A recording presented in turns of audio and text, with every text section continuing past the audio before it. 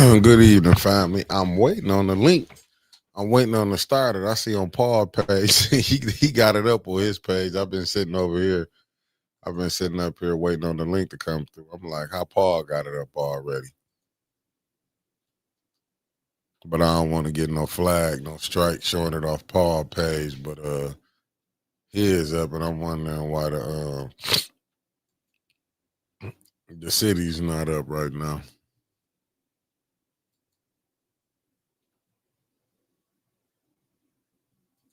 But I'm right here. Oh yeah, it's council today. I'm just really waiting on because I it's funny. Paul stuff up. I just don't want to get a flag for oh my goodness, hold up. I just came out. Let me go back. Yeah, I was even on I see Arts up too. I don't want to get flagged, so I ain't gonna mess with his neither. Let me click out of this one. I don't want to mess up on him. I'm gonna get back to here. Okay, Paul's up, but the city's not up. That's interesting. Paul got the same feed as the cities. I wonder how that's working out. That's very interesting. Paul got the cities up.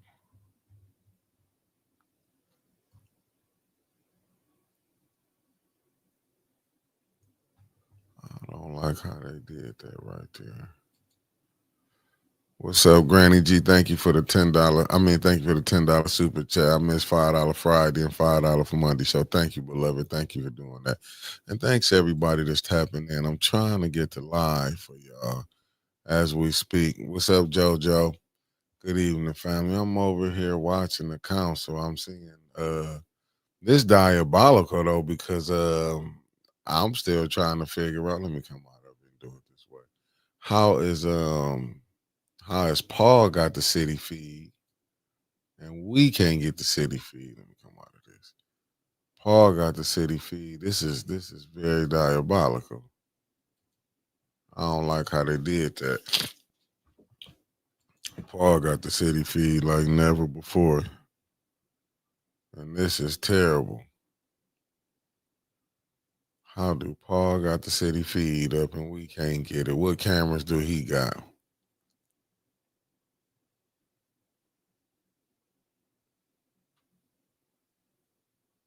Let me try something again.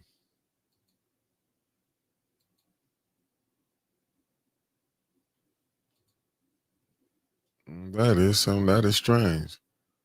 Paul got the city feed up. I'm trying to. How is Paul into the city feed if the Vina ain't got it up?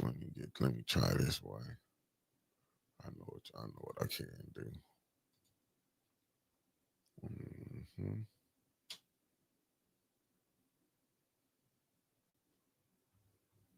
Mm-hmm. Let me go here.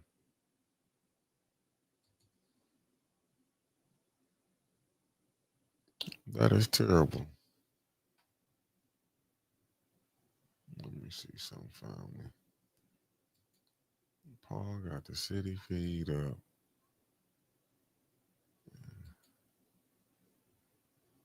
I'm still trying to figure out how he got the city feed.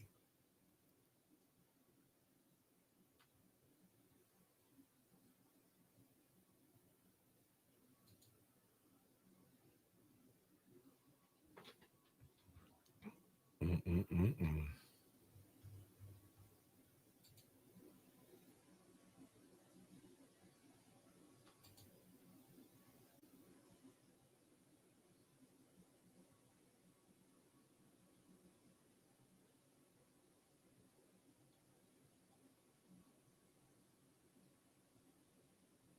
Oh, okay, that's the last meeting he playing. Okay. We good, family. We good. I guess they waiting for quorum. Okay, I'm gonna stay on it. We good.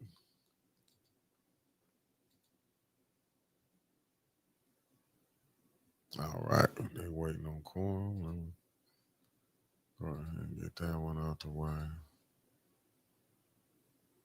I'm gonna go and hit this one right here. Oh, here we go. Ah, dang it. We got action now, baby. Let me go do it this way. Let me go and cancel this one out the way. Let me go and cancel. Okay. Let me do this one right here, family. I got this. Bear with me, family. I'm finna get this thing going for you. Chambers for collection of registrations. No additional speakers or slips will be accepted after the meeting begins. Members of the public shall have no more than 3 minutes per speaker during public comment, with only 2 speaking opportunities per And we speaker. here. Madam Clerk, I wanted to make sure that you did hear that agenda change. Got it, family. And Resolution 250348-T will be at the top of the resolutions. How you doing, Carmen? Okay, thank How you doing? First, How you doing? Public speaker, Madam Clerk. First Got speaker this is all R.L. together. Mitchell. Michael, let me quit talking. I'm out, family. I'm just here chilling. Good evening, Council. I'm R.L. Mitchell. We're here picking up where we left off at. You told me the wrong information last week for maybe miss a council meeting. But for the record, speaking on -250336 minus T, I got it right. And the right, Burns. Mays Service Center. Mays, Madam Burns. Yeah, anyway, I better hurry and speak because they only got three minutes. But we the people telling you peoples up here to make it happen for that duct tape fell with May's name down, but we want to send you with May's full name on it. And Dr. Flint with that money pot over there on Clio Road, was about 15 years to get a grocery store for we the people. We want May's Service Center. He can build a grocery store in 1 year. But that's when we affirm this May's Service Center, Senior Citizen and Service Center tonight, and put Reverend Flames with his talking about Detroit did it in 15 years, and that's what the new grocery store just sitting there. Ain't nobody occupying it, and in the name of Mays, because Mays' daddy supposed to have built a supermarket, but he built them projects over there instead. And after he told our Northern Junior High School, Northern High School over there on Garfield, whatever. Anyway, another thing about this Heil Hitler stuff, making the neighborhood black.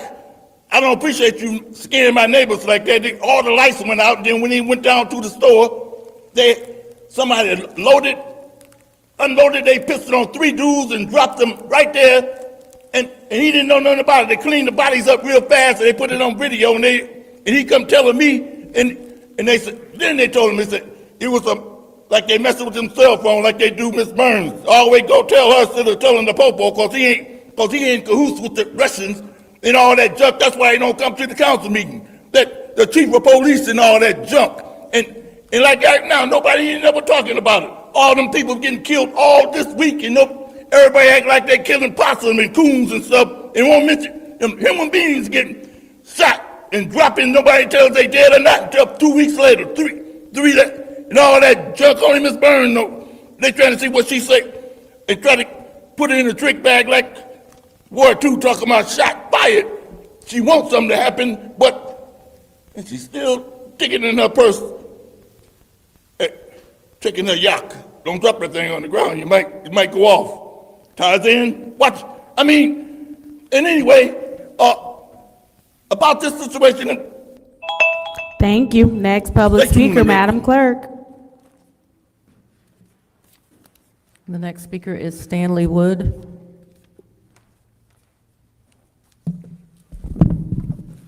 Kind of quiet here tonight, I think, because people are getting ready to go to St. Mark's to their little thing there. But anyway, I don't know if I'm supposed to yell in the microphone or just talk normal.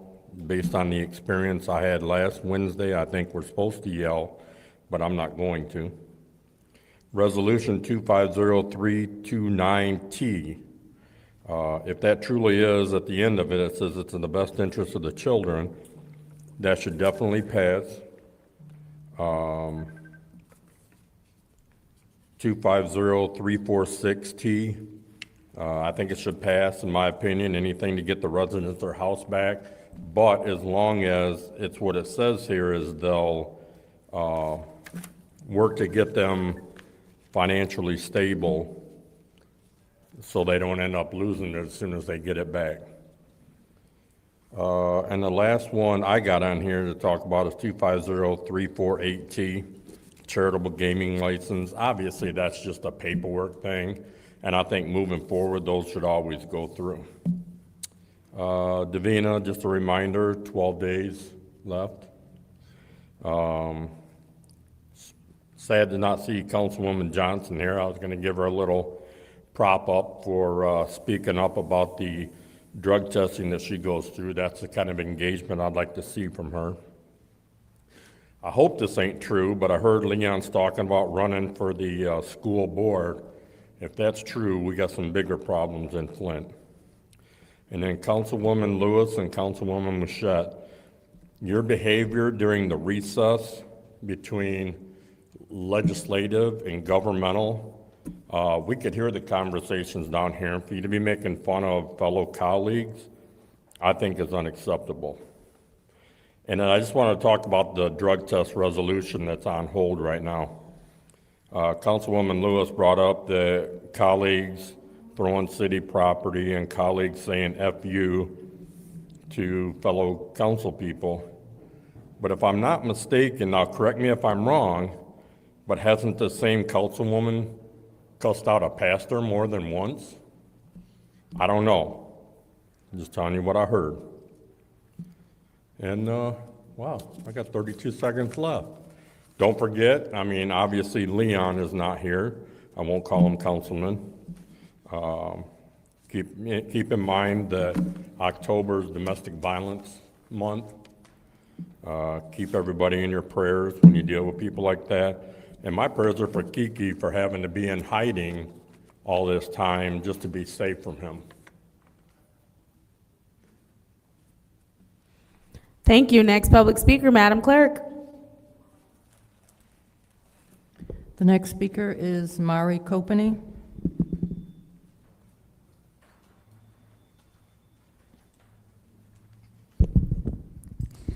Let me paint a picture for you. Saturday afternoon, 1:30 p.m., a beautiful fall day in the city of Flint. A group of kids are playing in the front yard in their neighborhood, enjoying one of the last mild days of fall. There is a pair of young LDS missionaries standing on another neighbor's porch seeing if they need help with anything. A car pulls into the block, inside a young woman driving and 3 males. The young men have on ski masks. They make eye contact with a parent that is outside taking trash to the dumpster. They also look at the kids that are playing outside. And even after seeing that there are innocent kids and people, they proceed to hang out the windows of that car and shoot at least 30 rounds from one end of the block to the other. The missionaries described how they had bullets flying past them. The neighbor that was taking trash to the dumpster said she thought she was about to die. At least 4 of my neighbors and my mom called 911.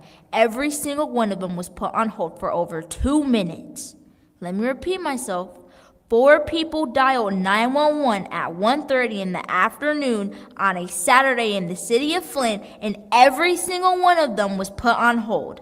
Thankfully, there were no physical injuries, but we have now traumatized an entire group of little kids that know that they aren't even safe playing outside with their friends on a fall afternoon in Flint. This isn't some anomaly in Flint. This is normal for hundreds of kids all around the city on any given day. Gunshots and sirens are more common in our communities than the sounds of children playing outside, having fun, and just being kids. As elected officials, you can sit up there and debate things as trivial as funding for a grocery store, if we should invest in some new street cleaners, if we should approve grant money for over $100,000 for a historical house that is so secretive we aren't even allowed to know the address. But we have a serious crime issue here in Flint, And I would love to see you put some of the energy you have into squabbling with each other into actually doing everything in your power to work with the police and the community leaders to come up with resolutions to help address the crime in our community. I would really like to see less police babysitters here in council and for them to be allowed to go do their job out on the streets to try and solve and prevent more violence from that is happening.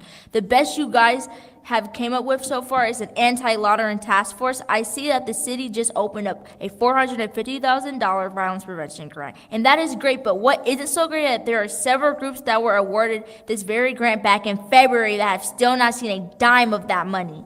Some of those groups have been directly affected by gun violence and really could use the funds they were awarded months ago to help them continue their work in the community to try to reduce some of the violence. Please do your job. Thank you. Next public speaker, Madam Clerk. The next speaker is Arthur Woodson.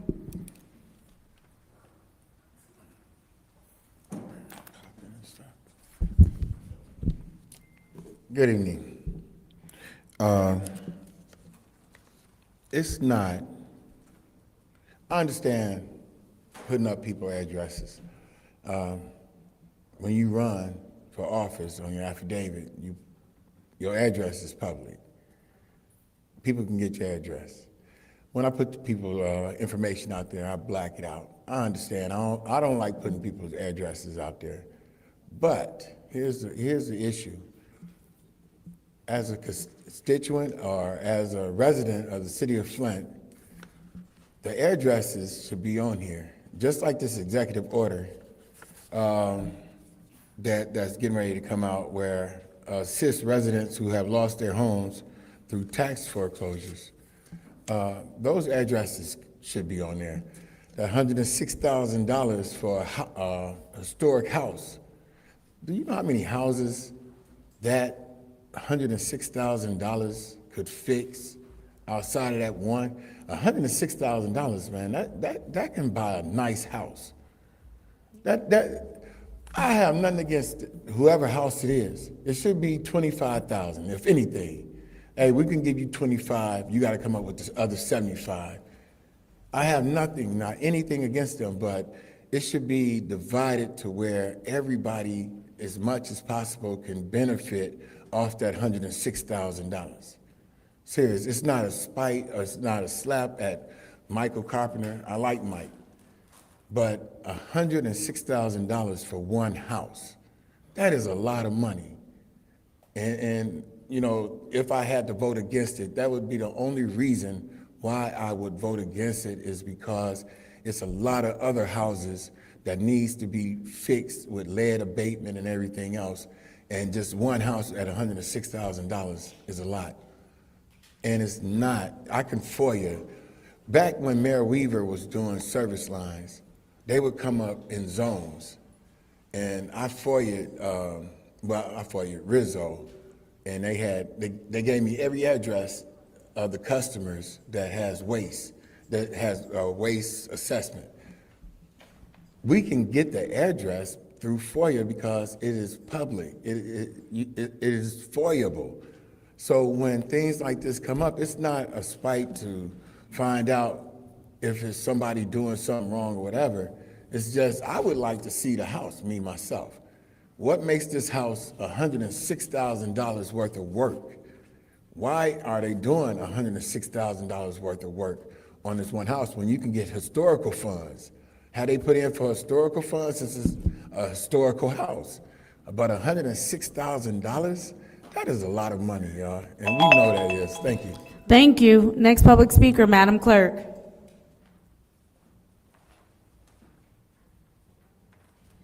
The next speaker is Keelani Copany.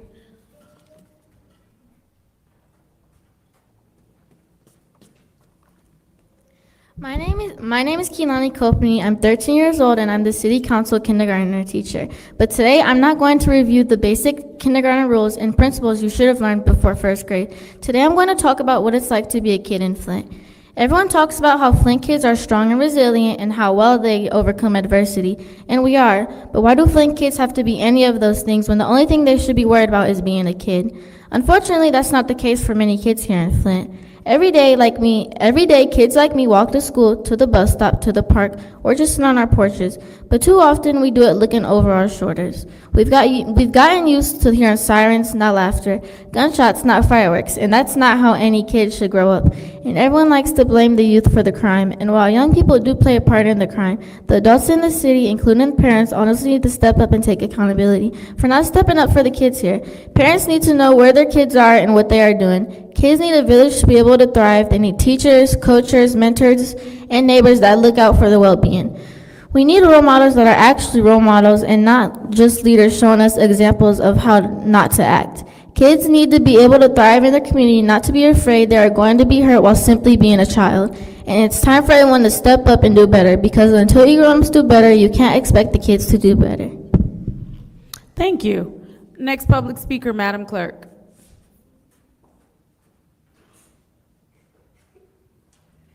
The final speaker for this meeting is Sarah Houston.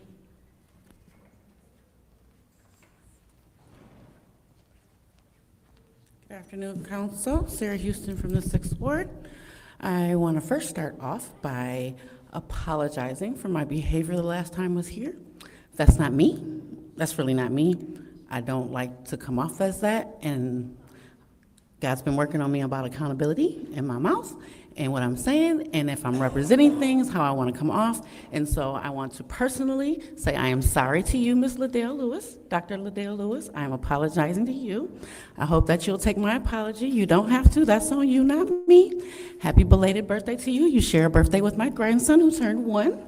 And so I just wanted to be, you know where we were. And I feel like we had a somewhat of a relationship. And I came in and seen some behavior, and I didn't care for the behavior, and I called it out, and I did not mean to offend you, and I apologize for that. I will hope and pray that my first impressions of you as being here for the people are true. I just get sick and tired of seeing an episode of Mean Girls. Everybody is just, it's an episode of Mean Girls, y'all, and we are, especially 1, 2, 3, 4, 5 beautiful black women that should be working together, and regardless of what you do and don't like, but just work together for the good of the people. And that's what I would ask of you. I would be remiss not to say that I am a CODA, I'm a child of deaf adults. I come here because I am an advocate for the deaf community. I would love to see sign language interpreters provided for the deaf community here. If you want to spend $106,000 on a house, and that's not a problem, why is the budget a problem for access for people that are in this city? Michigan School for the Deaf is housed here. I would like to see access provided, please. I have another minute left. That is wonderful.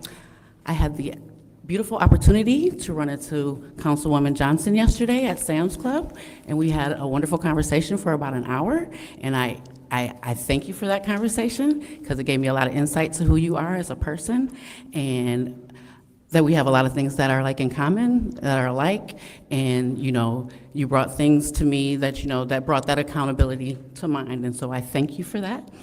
And I just hope that everybody would try to extend olive branches to each other and try to work together for the good of the city of Flint, because ultimately that's why you all ran. And so I would love to see people put their feelings aside and just work together for the good of the people. That's all. Thank you. Thank you. You said that was the final public speaker, correct? That's correct. Seeing as how that is the end of public speaking, it's now time for council response. Council members may respond once to all public speakers only after all public speakers are spoken. Individual council members' response shall be limited to 2 minutes. Is there anyone who would like to speak during council response? Seeing as how, Councilwoman Burns. Thank you. I want to say thank you to all of you who have shown up today. And I do also want to say thank you to Bethel, who opened their doors for a community meeting for the 6th Ward, and basically for everyone to come ask questions, to gain knowledge of things, and to share information, experiences, and so on. But I also I want to also state that today at 6:30 p.m., St. Mark Church will be having a restoration at Calvary United Church at 2111 Flushing Road at 6:30 with Bishop Trotter. The Albert Strickland and Chosen Choir will be there, and it's open for everyone, and it is to unify the community. On August 30th, St. Mark had a devastating fire at their church. It was burnt, but the entire church was smoke damage. There was certain parts which were completely totaled, and the entire church was filled with smoke. So they're out of their church. And a call went out, the community showed up from everywhere, Wayne County, Saginaw County, just to make sure that the congregation in the church was okay. We have had in the past several weeks or months, our churches have been under attack. So my heart goes out to St. Mark's, the Grand Blanc Church of Latter-day Saints, and the People's Church of Flint. And they're asking for everyone today to come fellowship at Calvary, and a meal will be served afterwards. I yield the floor. Thank you. Is there anyone else who wishes to speak during council response? Councilwoman in the second ward, you have the floor. Thank you, Madam Chair. So just wanting to comment about the mayor's executive order. I heard a resident speaking on it, so I just want to make sure that he is aware of what's happening. If you look at the resolution, it says that some of the Neighborhood Works Program, and it talks about what's needed to do so. So it talks about how the homeowner must pay back all outstanding taxes, fees, and costs, execute appropriate documents, and participate in the financial literacy program and other requirements before the homeowner may buy their property back. So it's definitely great to be an informed resident when you approach that lectern. Thank you so much, Madam Chair. Thank you. Is there anyone else who wishes to take the floor during council response? Seeing as how there's no one else, I will take my time. I do want to thank both of the young ladies that came and spoke today. I do want to say that 2 minutes is a very long time when there is an emergency, and that is not acceptable.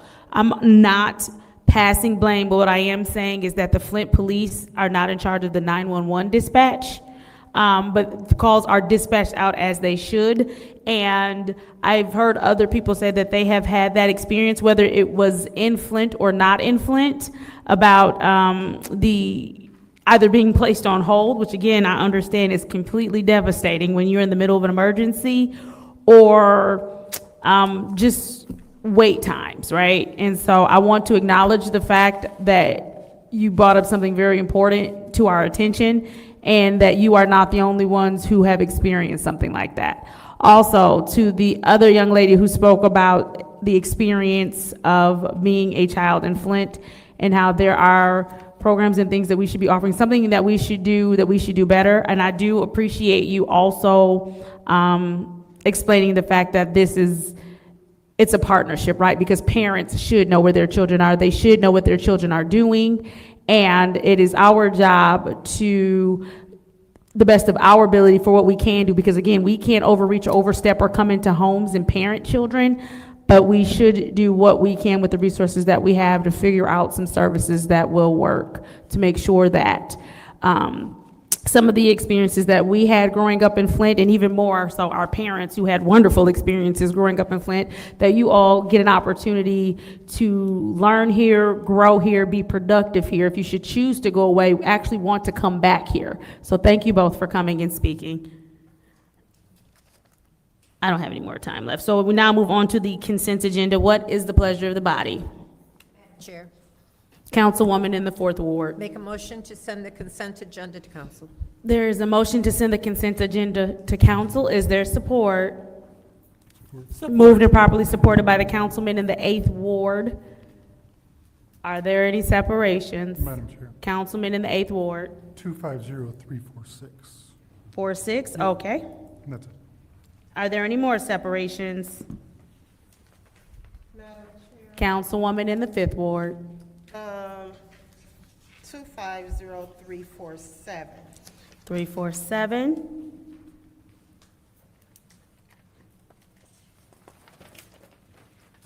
Are there any more separations? Seeing as how there are no more separations, the consent agenda will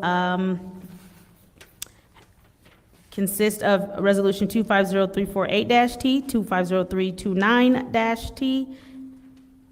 Oh, that's it. Roll call, Madam Clerk. Mr. Alamin is not in. Dr. Lewis? Yes. Ms. Johnson? Yes. Ms. Priestley? Yes.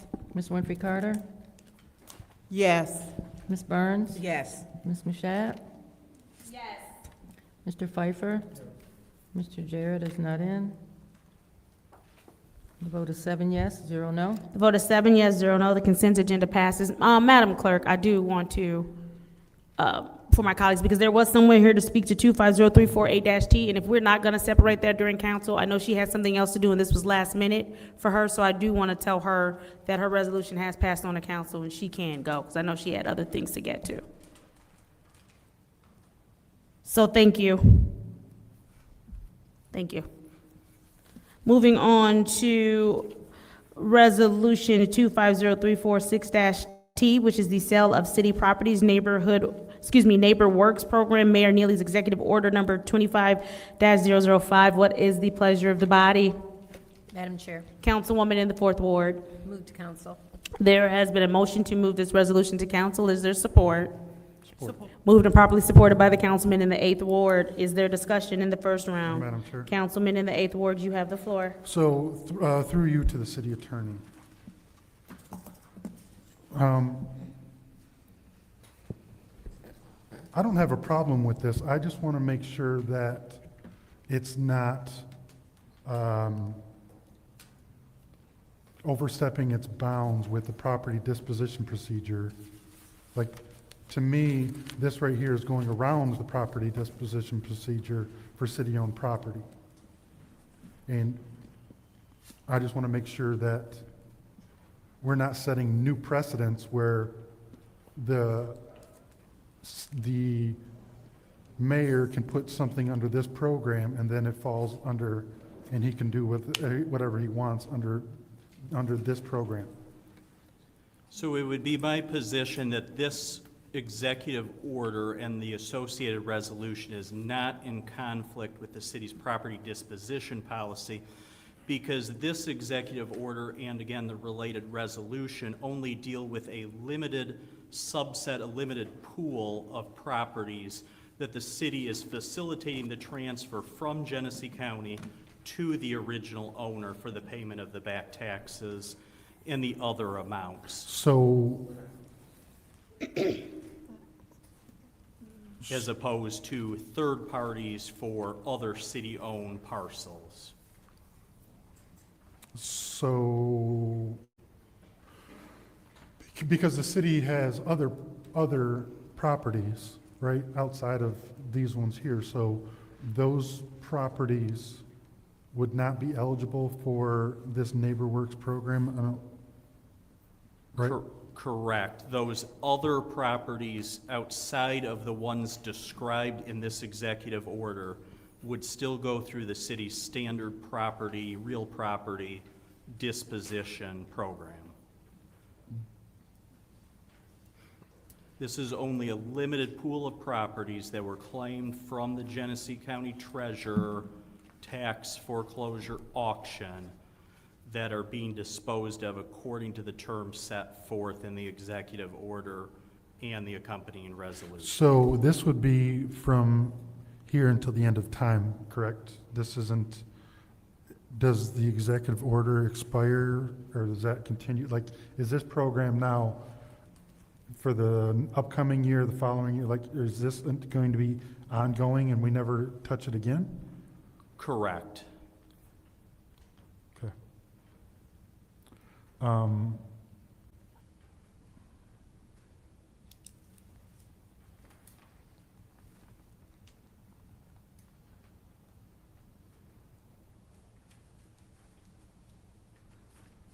And the would the all the fees or whatever that's paid by the resident Because this is only for if the resident is still in the property? That's my understanding, yes. And that money would just go to the general fund? That I'm not sure of. That would be more of a finance-related question. You have a minute 29. Mr. Moore, Or will Amanda? you, oh, Amanda is here? I didn't see her. Whomever the appropriate staff person is.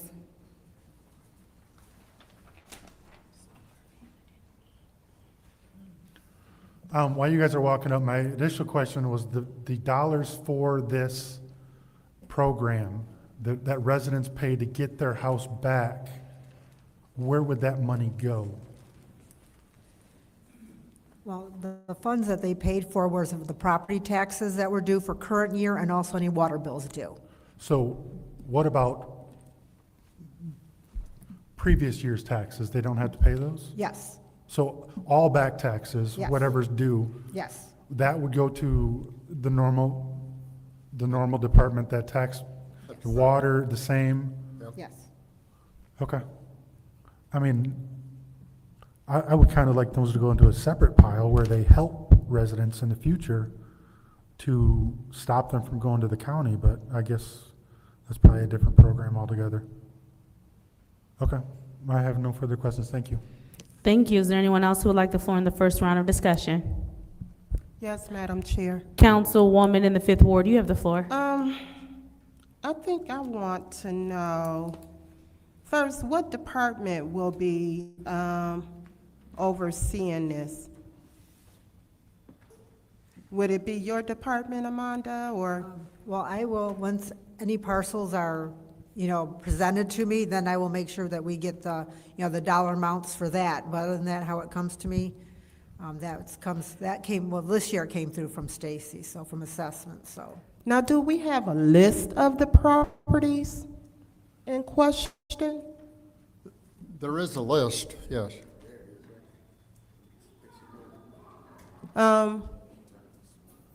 Did we get it? Is it within, I don't think it's in our packet. I'm not sure, the list would change over time, so I'm not sure that was ever sent to the council, but the property owners were notified, and those that were able to participate in the program. Yeah, but you mentioned properties that residents are already staying in and that they're not going to lose. There must be a list of the properties, are there? There was a list generated, yes. It was? Yes. But do we have the list? The council? That I don't know. Okay, first of all, I'm just going to say this. This resolution, 250346 and 250347, as well as 250348. Now, I understand 250348, that's just a matter of, them just needing a vote to do their fundraiser, whatever they're doing. But these other two resolutions, they did not go through committee. And committee is where we do the work. Now, we don't have all the information we need. I don't have all the information I need to make an informed decision and vote on this tonight. So I'm just saying, if this doesn't go back to committee and we're able to talk about this and get the information that we need, I will not be voting on this tonight. So I'm just going to yield the floor, give my colleagues a chance to speak, and that's just how I'm going to put it tonight. Thank you. Thank Madam you. Chair. Is there anyone else in the first round of discussion? Anybody in the second round of discussion? Madam Clerk, Madam Chair. go ahead. Second round. Madam Chair, I would like to make a motion that we keep Resolution 350346, that we send it back to committee. There's a motion to send back to committee. Is there support? It's been moved and properly supported. This is the roll call vote to send, what committee? Finance. There's a motion on the floor by the councilwoman in the 5th Ward to send this to finance and supported by the councilwoman in the 6th Ward. Roll call, Madam Clerk. Dr. Lewis? No. Ms. Johnson? No. Ms. Priestley? No. Ms. Winfrey Carter? Yes. Ms. Burns? Yes. Ms. Mashat? No. Mr. Pfeiffer? Yes. Mr. Jarrett is absent. Mr. Alamin is absent. The vote is 3 yes, 4 no. The vote is 3 yes, 4 no. That motion fails. Back to the second round of discussion. Roll call, Madam Clerk, to send to council.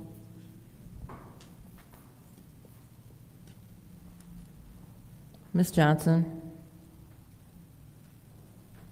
Yes.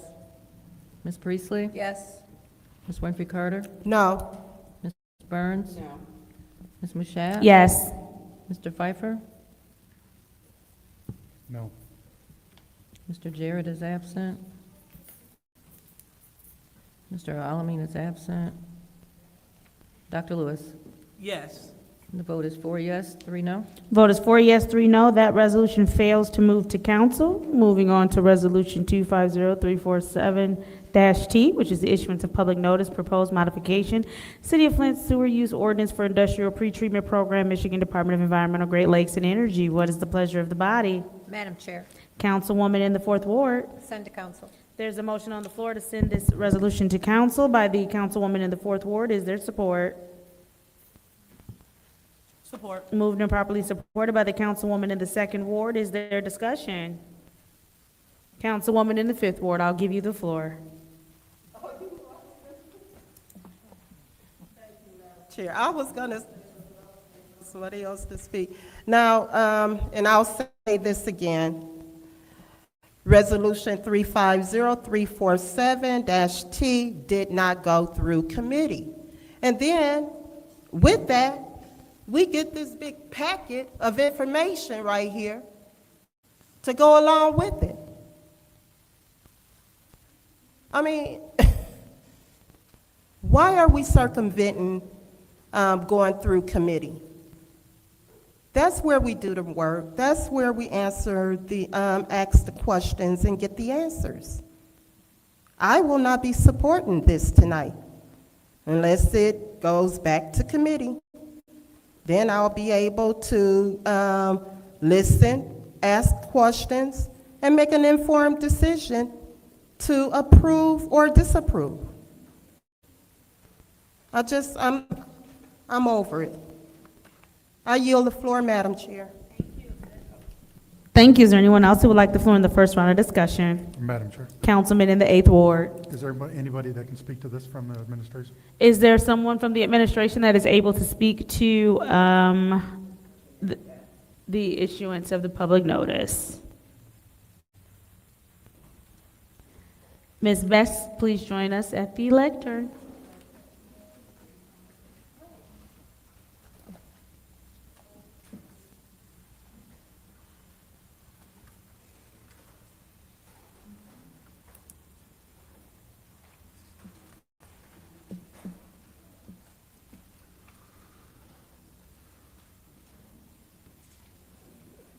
Can you give me a little, because we just got this, I don't know if it was emailed to us or not, but we just got this revision. Do you, why is this revision being proposed, and what is the purpose? We're required by the state to update our sewer use ordinance to mirror the requirements of our NPDES permit, and we had to update the limits for discharges by industrial users.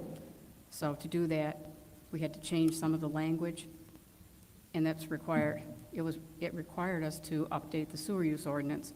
What this proposal is right now is just to put the public notice out for 30 days with the state so that people can review the ordinance and submit comments on it. This is not to pass the ordinance at this point. This is just a public notice. No, I understand, but when we have a habit of, once we issue the public notice, we never review it the way we should, because we vote on it typically the night of the public hearing.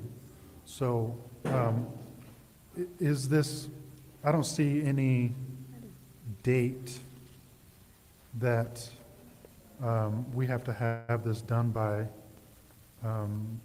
We have till the end of the year? We actually prepared this several months ago, but because there were difficulties with council, we postponed it. Eagle is after us to get this done as soon as possible. So I mean, if they you call us proposed it monthly. months ago, why are we just now getting it today? Because there were issues with trying to get things passed by council. So you didn't even bring it? What does that mean? We continually pass stuff forever at this council. What do you mean? So you didn't bring it to council because you didn't think you had the votes? I'm trying to understand why you didn't bring it to council. I take your silence as that. I will not be I don't really have I will the- not be, you know what, your silence No. is good, thank you. I appreciate you, thank you. I will not be supporting this tonight. It needs to go back in front of committees and be discussed there. Thank you. Thank you. Is there anyone else in the first round of discussion? Madam Chair. Councilwoman in the 4th Ward. So on Saturday, we received the same information that's in our packet that we received tonight. We received that via email. Please check your email for that kind of information so that you can follow up on it and have any questions. This is a committee. This is the Special Affairs Committee. This is where we do the work. We can do the work here that we can do on a Wednesday night committee meeting. So this is a public hearing that needs to be held. The state is after us to hold it, and I will be supporting setting that public hearing at this time. Thank you. Is there anyone else in the first round of discussion? Councilwoman in the 6th Ward. Could you call Ms. Jeanette Best? Ms. Best, will you please join us at the lectern once again?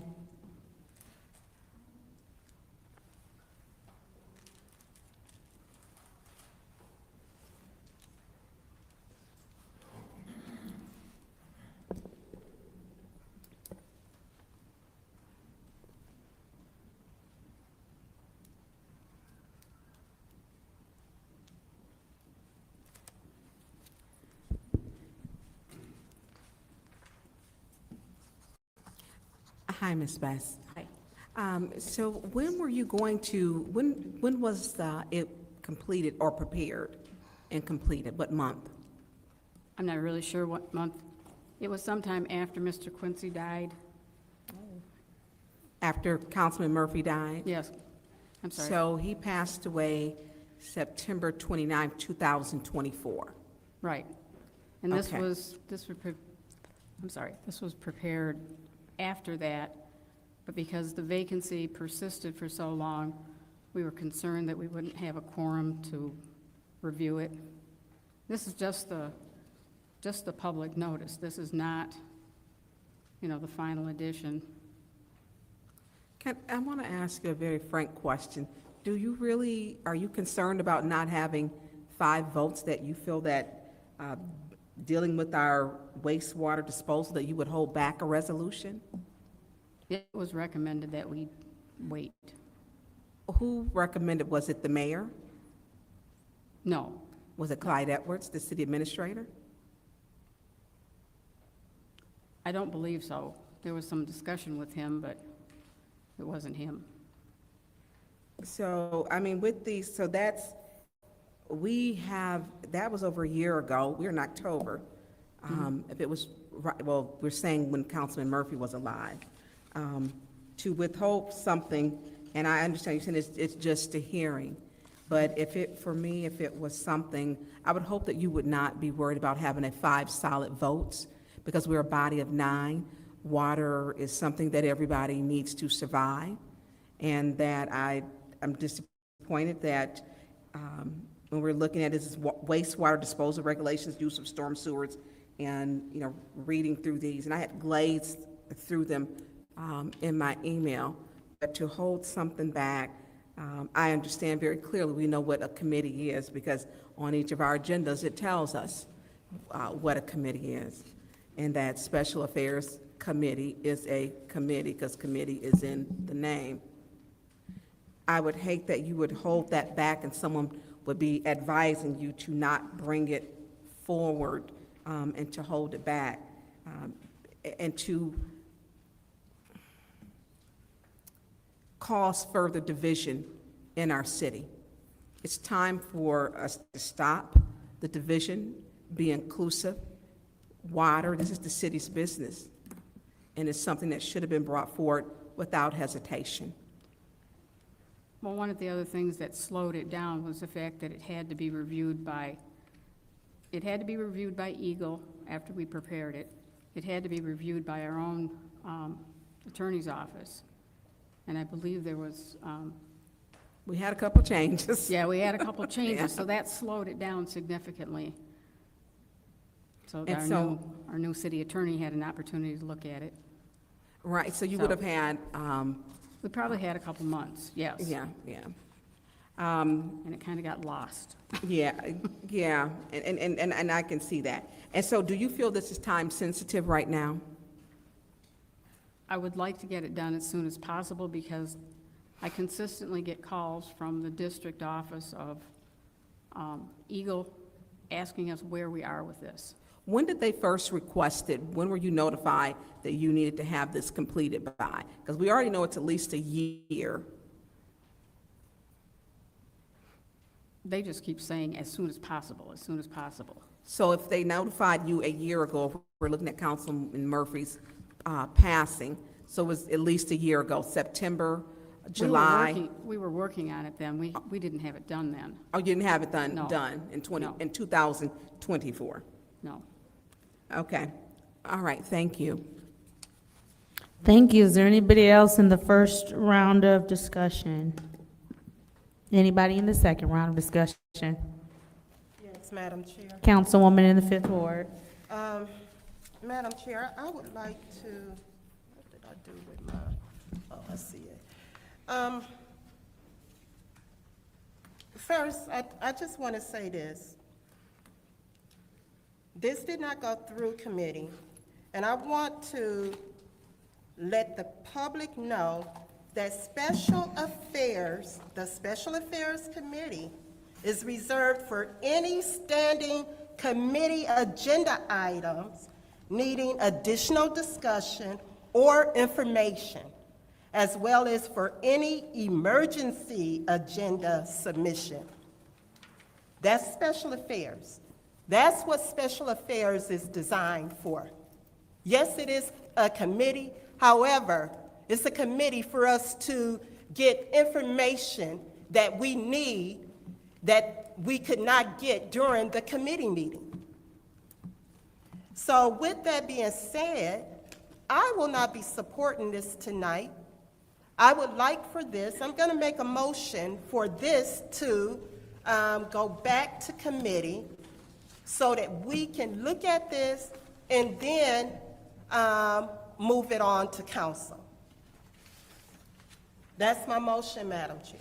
There's a motion on the floor to send this back to what committee? It looks like it should go to, yeah, maybe legislative. No, this is government operations, wouldn't it be, Madam Or Clerk? maybe governmental operations. What would it be? It's an ordinance? Oh, so never mind, it's an ordinance. Madam Clerk? Yeah, it's an ordinance, legislative. Since the subject matter has to do with an ordinance, you could move it to legislative. All righty. There's a motion on the floor to send this to Legislative Committee by the Councilwoman in the 5th Ward, supported by the Councilman in the 8th Ward. Roll call, Madam Clerk. Ms. Priestley? No. Ms. Winfrey Carter? Yes. Ms. Burns? Yes. Ms. Mashat? No. Mr. Pfeiffer? Mr. Jarrett is absent. Mr. Alamin is absent. Dr. Lewis? No. Ms. Johnson? No. The vote is 3 yes, 4 no. The vote is 3 yes, 4 no. That motion fails. Back to the second round of discussion for 250347-T. Councilwoman in the 2nd Ward. Thank you. So just wanting some clarity. Madam Clerk, excuse me, through you, Madam Chair, I do apologize, to the clerk. Have we ever submitted a resolution through, I'm gonna be more specific. Have Councilwoman Winfrey Carter ever submitted or introduced a resolution to Special Affairs? Right off the top of my head, I wouldn't be sure about that. Okay, because I guess I'm referring to the one about Councilman Leon Alamin. She brought that, bypassed all the committees, went straight to Special Affairs. So I just want to make sure that we are clear when we are going to stand on whether we're going to do something or not and setting a precedent. The fact that we selectively do it, we have to make sure that we're mindful of that. So if either we're going to do it or we're not do it when it's convenient for us. Because we see that we have a lot of things that we need to get done. We also saw that Madam Clerk submitted this information to us Saturday, so we had enough time to peruse it and to see what we needed to ask questions about. And thank you so much for submitting the information in hard copy, because I definitely can appreciate that. But, and also to the staff member in the back, I haven't had the pleasure of working with you directly, but I do want to apologize because I know it takes a lot to come before the body. And so when you hear aggression towards you, I know it can probably shut you down. So I just want to apologize because we want to make sure that we are speaking to our employees with decorum. And so I'm in favor of this. We had the word, we had opportunity to answer questions, so thank you, Madam Chair. Thank you. Is there anyone else in the second round of discussion? Madam Chair. Councilwoman in the 6th Ward. That was a missed opportunity. There's no aggression. I think people have choices when we're talking about a resolution, and then we're talking a one-page resolution, and then we're talking a 30-page packet. There is a difference, clear difference. And I think at this time, I think it's a fair thing to say it's not aggression towards in gaslighting this community. That was just an unnecessary shot taken. So I will not be supporting this at this time. I would like to see it go back. I will be sending some emails in regards to why this was held up for an entire year.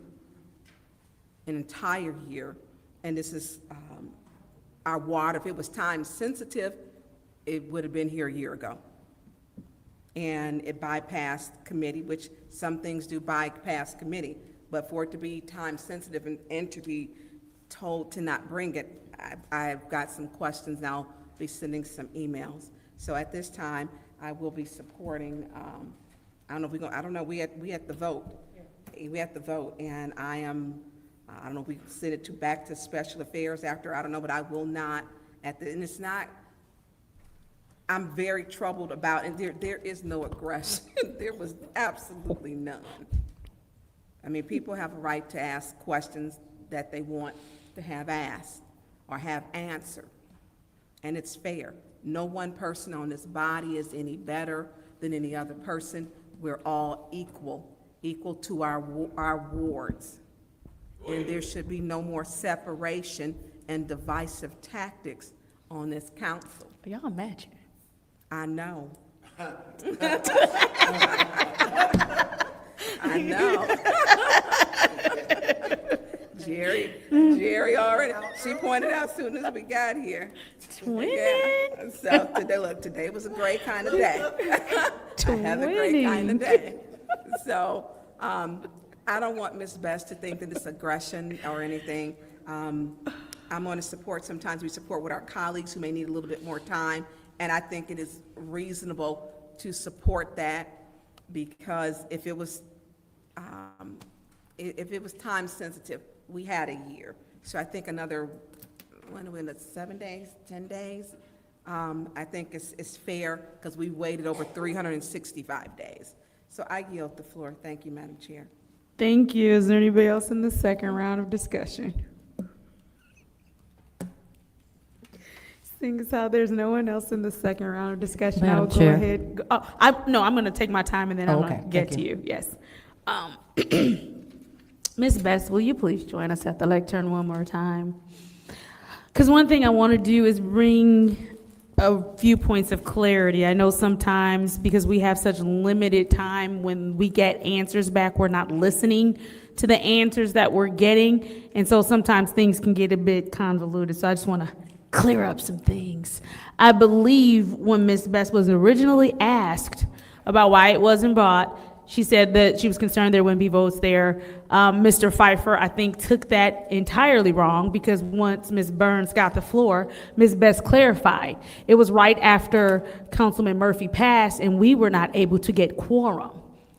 And so she said that. She clarified the fact that it had nothing to do with 5 specific people. It was the fact that, and we can go back and look at our records, there was a very difficult time getting quorum after that. And so I just want to make sure that we are clear and that it is on the record of what you actually said, was the fact that we were not getting the quorum needed to even bring something down that was that serious. And also, I also want the record to reflect the amount of time that it took to get things passed when they finally did pass, right? It wasn't like it was just one of those things. We probably would have been trying to do this at this time anyway, Ms. Best.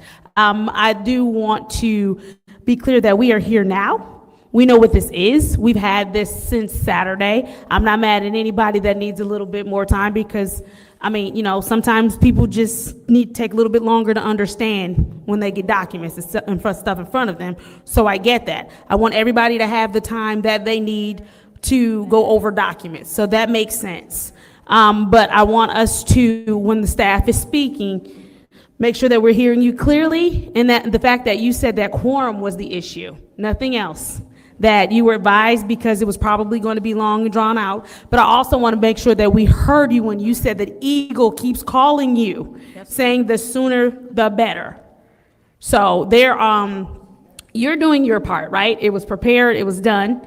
And so now you've kind of got pressure on both sides. You've got Eagle calling you to say, hey, where's this at? What's happening? And then you also had the pressures of working in this building and knowing that you couldn't get a full council here, or at least 5 people here, to even go over and give this information and give it the time that you would have needed to given it. So I see you. I understand your position. I understand, obviously it probably took a lot longer than you would have liked for it to take. But there has to be, some responsibility on all ends about what was happening during that time. So I do thank you. I thank you for the work that you are doing. You enjoy the rest of your evening. Madam Clerk, I believe you wanted the floor, so I'll yield. Thank you. Thank you, Madam Chair. I just wanted to make sure that council understood that that ordinance was sent just for your review, because when I received the resolution, it was attached. And there are some circumstances where we have an exceptional request for a public hearing notice like this. We have to do a joint notice with Eagle. So working with the attorney's office in conjunction with Ms. Best and Water Pollution Control, as well as Eagle, it's a matter of making sure that we publish it as required by law. And as she mentioned, this ordinance has to be provided to the public, or I'm sorry, it might have been Attorney Cups, has to be provided so that the public can see the amendments that are being, or the modifications that are being requested. So it's going to be a tricky thing, only because normally the ordinance has a first reading and then we publish.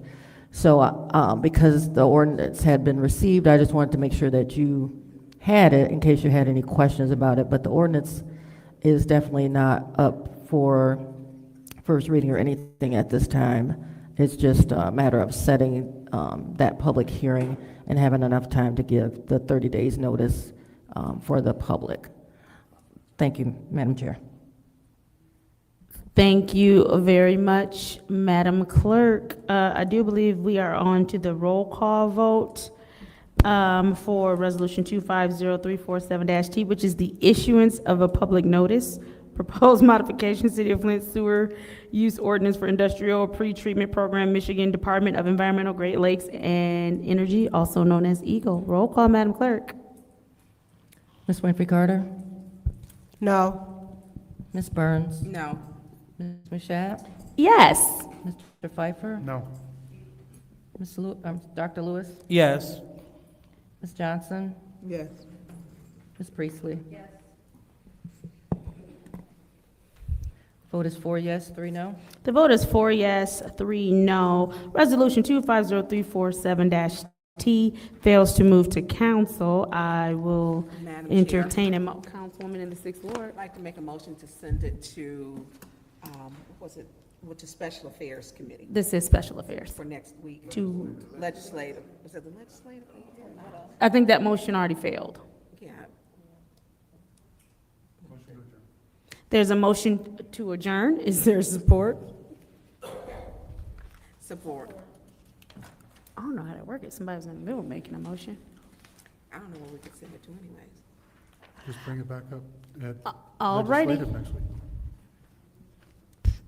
week. Support. Roll call, Madam Clerk, for the motion to adjourn. Ms. Burns? Yes. Ms. Mashat? Yes. Mr. Pfeiffer? Yes. Dr. Lewis? Yes. Ms. Johnson? Yes. Ms. Priestley? Yes. Ms. Winfrey Carter? Yes. Vote is 7 yes, 0 no. The vote is 7 yes, 0 no. The time is now 5:41 p.m. on Monday, October 13th. This Special Affairs Committee meeting is hereby adjourned.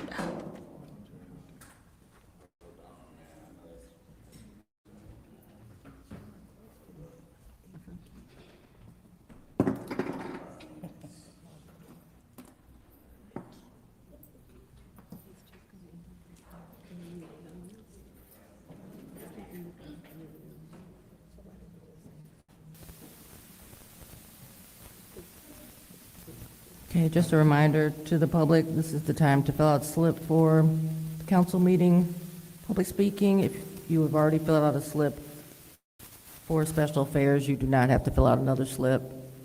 Thank you.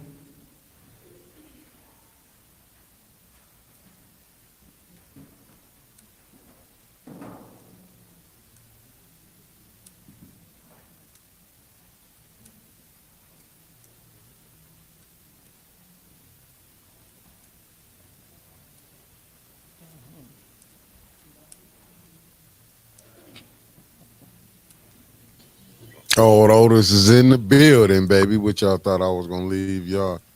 What I tell y'all, LaShawn was gonna fall on. Oh crap, I messed up that. I almost scared myself. But I tell y'all, LaShawn, when Neely probably told her, "You want that bill for the house that got did?" He got dirt on all of them.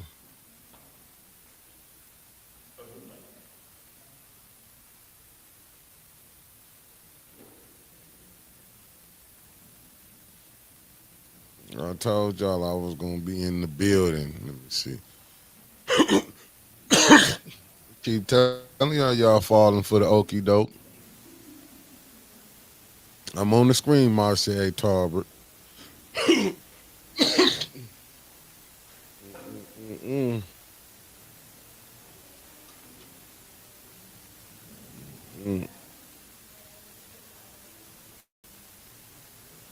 That's what I'm telling y'all. Y'all thought third ward. Keep telling these people they fall for anything. I'm not giving you. You showed me who you was. She know who buttering her wuss and that. She know who buttering their stuff. Y'all falling for all that like, oh yeah, okay. Sofa King, what it do? What it do? What it do? Has to. Man, yeah. Don't you know? That mayor called her because it couldn't have been me. I would have called in and did the same thing. Like, hey, hold up. Wait a minute. You gonna mess this up and we got millions of dollars going on? Man, hey, look, that's what council will do to you, man. That's what council will do to you. You don't know who on the take.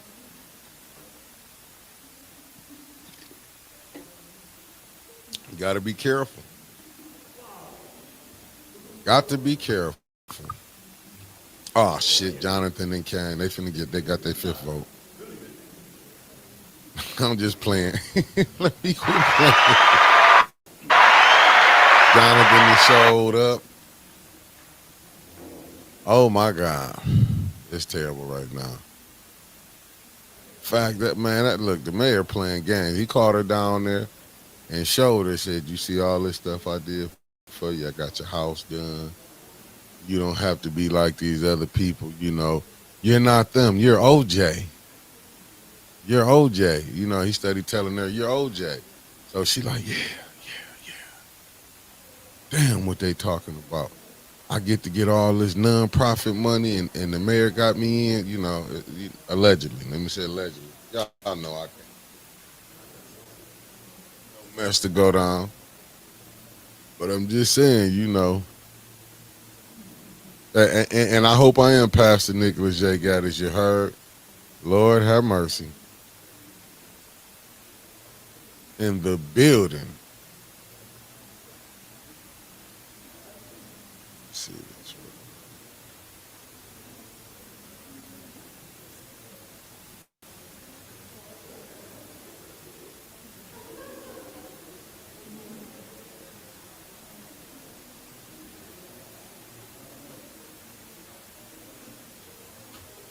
Mm-hmm.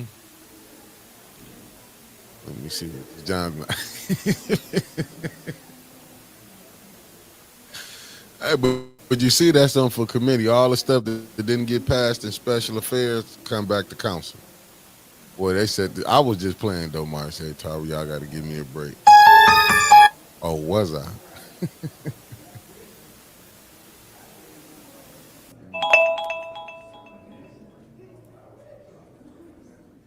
Hey, I'm trying to tell you, they acting like playing. Listen, LaShawn, he told her, he looked and said, listen, you ain't got to work. You can get your nonprofit. You can get money like the rest of us.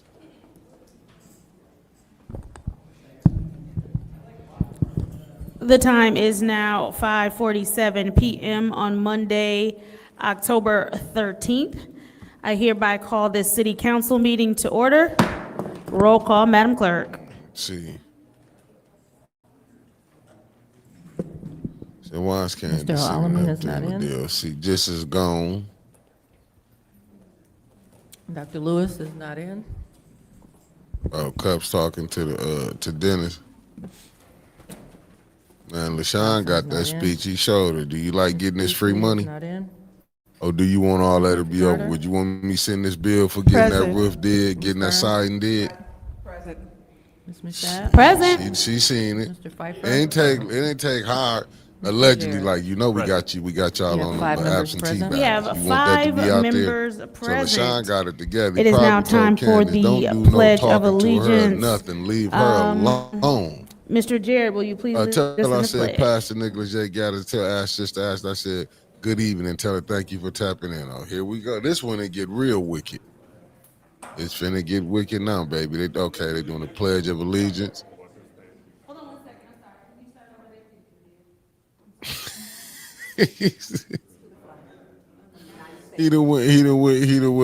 there? He done went ball dire, but it graved me. My hair was black. It graved me. It made me get gray. Okay, family, I'm gonna shut up. Let me get Now time for the prayer of blessing, but before we get to the prayer of blessing, is there anyone who has someone or a family that they would like to acknowledge? Madam, go ahead. Oh, go ahead, Councilman in the Ninth Ward. Would like to request a moment of silence and acknowledgement for the Dudley family, Dudley/Thompson family, passing of Mr. Philip Dudley, who also was a City of Flint employee as well. That's all. Thank you. Councilwoman in the Fifth Ward. Yes, Madam Chair. I would like to ask for a moment of silent prayer for my family, the family of Mr. Homer Winfrey Jr., as well as the family for Mrs. Doris Smiley, and the family of Mr. Corey Nolden, the late Brian B.B. Nolden's brother. Thank Thank you. you. Oh, sorry.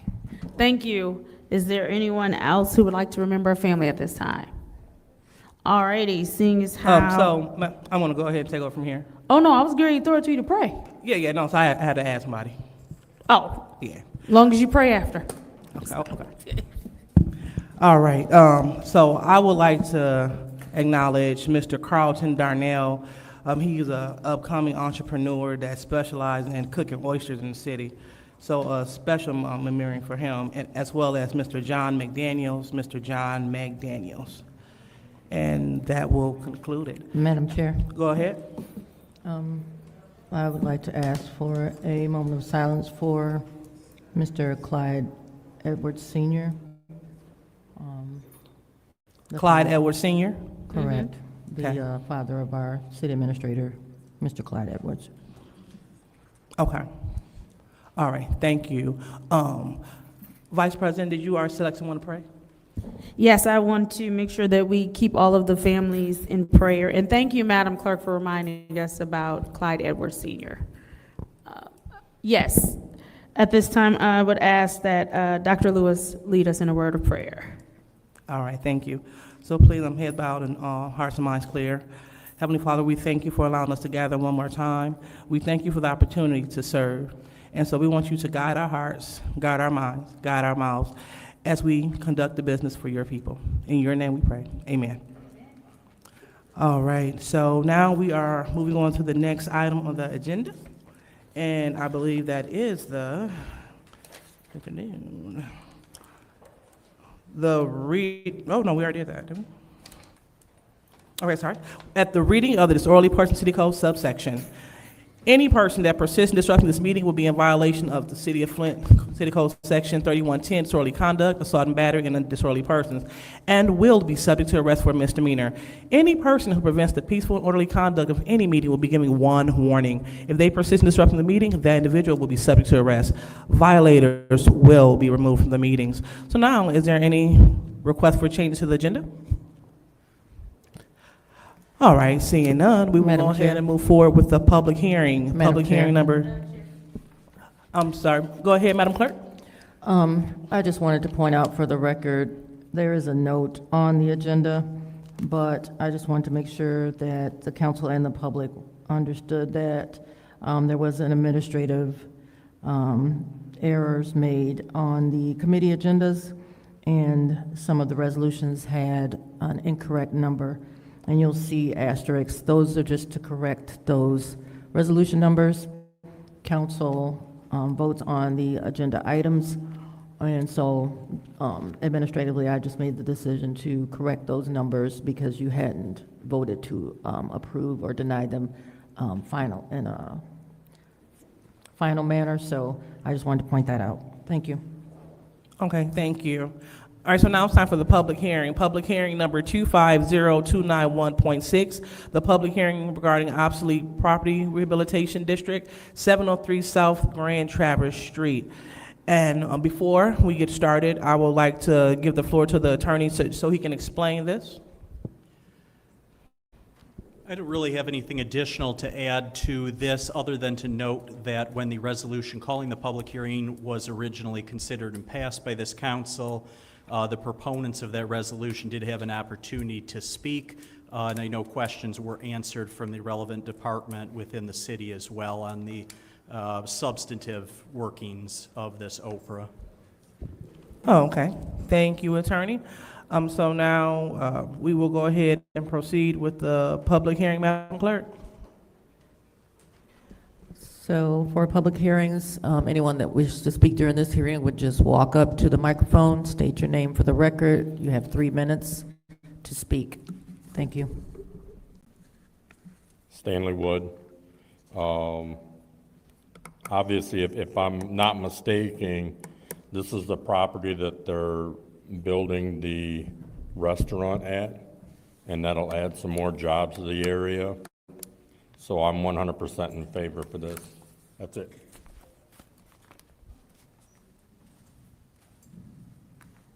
Our next speaker. Mario Mitchell, and I'm not mistaken, this is the property over on Grand Travelers where we're going to build this restaurant, and we the people had affirmed this, and we was here today to affirm it again. And welcome to Flint and the Grand Travelers, people's in the Grand Travelers house, just like Flint Osteopathic Hotel over there on Court Street. When they built it, they didn't want the public to know about it. But you people let us know that you're gonna build. That's the way you do business in Flint. That's for the record. We Flintstones. Welcome to Flint. We need some more restaurants in Flint anyway. Take that. All right, next speakers. Want to encourage those that do speak, please be germane to the public hearing. Any more speakers for public speaking? And please note that this is exclusively on the obsolete property rehabilitation. So this isn't public comment. This is just public speaking on that specific hearing. All right, seeing that we don't have any more speakers for the public hearing number 250291.6, I declare public hearing 250291.6 officially closed. Now moving on to public comment. First speaker, Madam Clerk.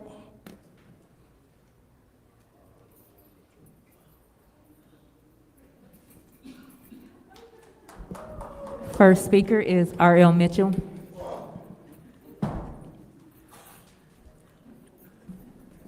Hello, I'm R.L. Mitchell. Speaking on this situation called gaslighting in Flint, the first time we got lighted, it was in 1991 over in Atherton Terrace.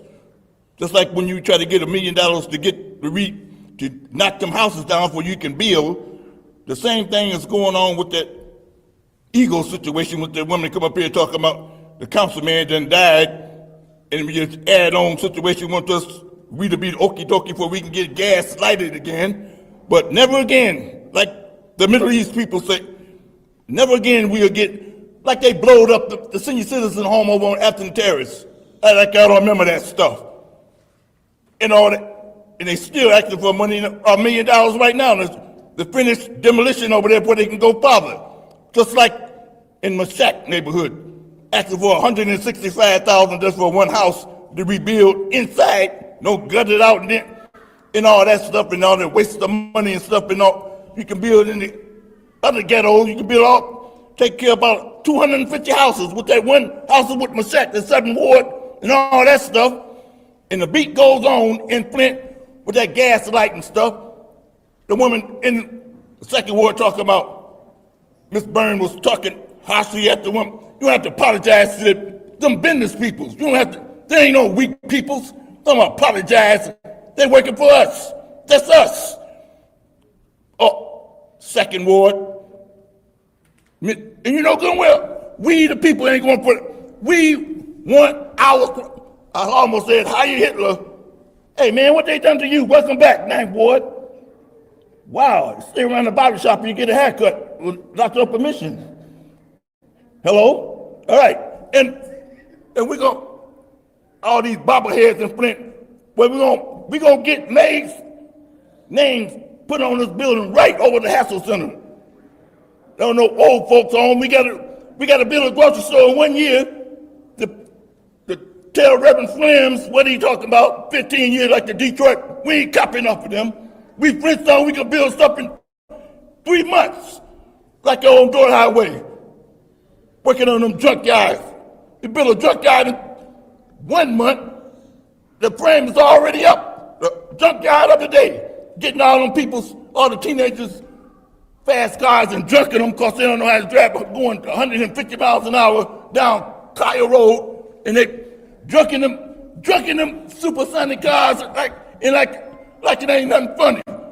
And nobody saying nothing about it. They got babies having babies and taking their babies and taking their guns. And stay tuned, America. In New York, watch out. Trump on the way back to Flint. All right, thank you. Next speaker, Madam Clerk. The next speaker is Stanley Wood. Councilwoman Johnson, you weren't here right at the right time earlier, and I just want to thank you for being engaged and speaking up about the drug testing when they were talking about that. That's what the people want to see. I want to see you engaged. I want to see you put your input in on things. And just know that I have to be on time every time in order to speak. So that means I got to have my slip in at 4:30 on a Monday or 5 o'clock. But today's attendance, there was only one person here on time. Quorum wasn't established until 4:39, so we're 9 minutes late. Again, I have to be here on time in order to be able to speak, but yet I guess you guys think our time isn't valuable. I don't know. Next time you guys decide to talk about changing the council rules, what I would like to see, because I've seen it affected Councilwoman Priestley and Councilman Pfeiffer directly, is I'd like to see where, if you guys could change the rules that as they call somebody up through the chair, that their time freeze during that time, because like I said, for Councilwoman Priestley, it was like 1.5 minutes, almost 2 minutes before they could come up with their answer, and with Councilman Pfeiffer, it was well over 1 minute today. So I'd like to request that. Councilman Pfeiffer, I agree with you. Silence is an answer. If you're not going to say anything, I look at two things. Silence is an answer, or silence is acceptance. One of those two things. So if you don't do nothing about it, you stand silent. If you're just going to stand there in silent, then you pretty much answer my question for me. For the two resolutions that failed to go back to committee, there was a reason they failed, because they can bring them back up for reconsideration as long as they have their 5 votes. It'll get rubber stamped through, so we don't have to worry about that for them. And as the great Eric Mays said, committees are due to the work. Special affairs is in case there's some questions that didn't get answered, they could get answered in special affairs, then go on to council. Special affairs is not a quote-unquote working committee. It's to get some answers and go on from there. And then Councilwoman Lewis, thank you for clarifying about the one about getting houses back and what they would have to go through. Thank you. All right, next speaker, Madam Clerk. The next speaker is Mari Kopeny. Next speaker is Arthur Woodson.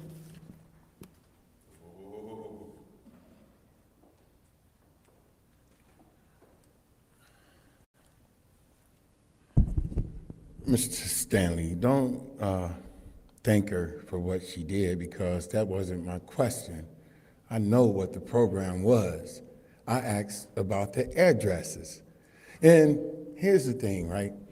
I tried to ask a question that I already know the answer to, just to see if a person would tell me the truth or give up that information. A guy named Ryan works here at the city, and he took people money over a year ago, and they never got back in touch with him about saving their houses. And they want to know what is going on with their house.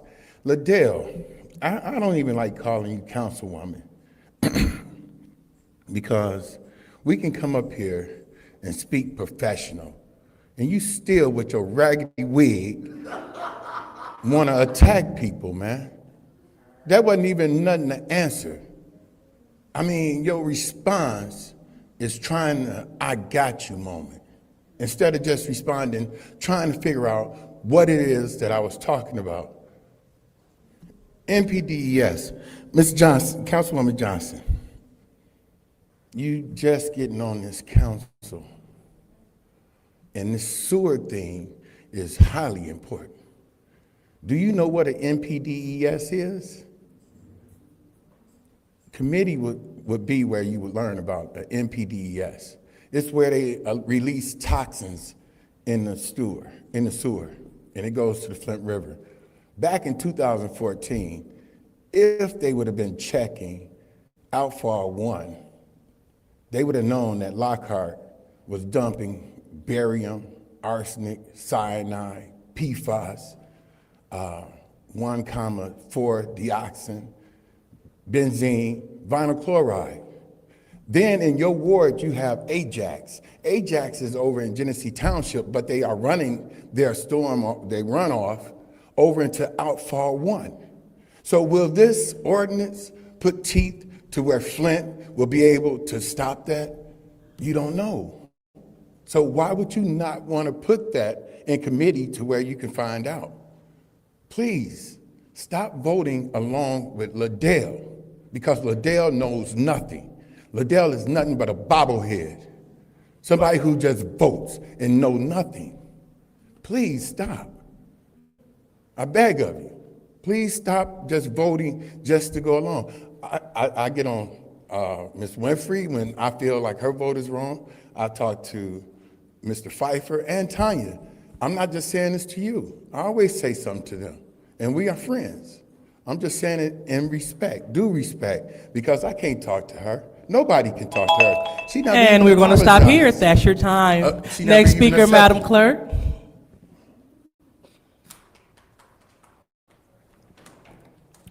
The next speaker is Keelani Copeney. I'm assuming it's She's in. not present. Next speaker is Sarah Houston.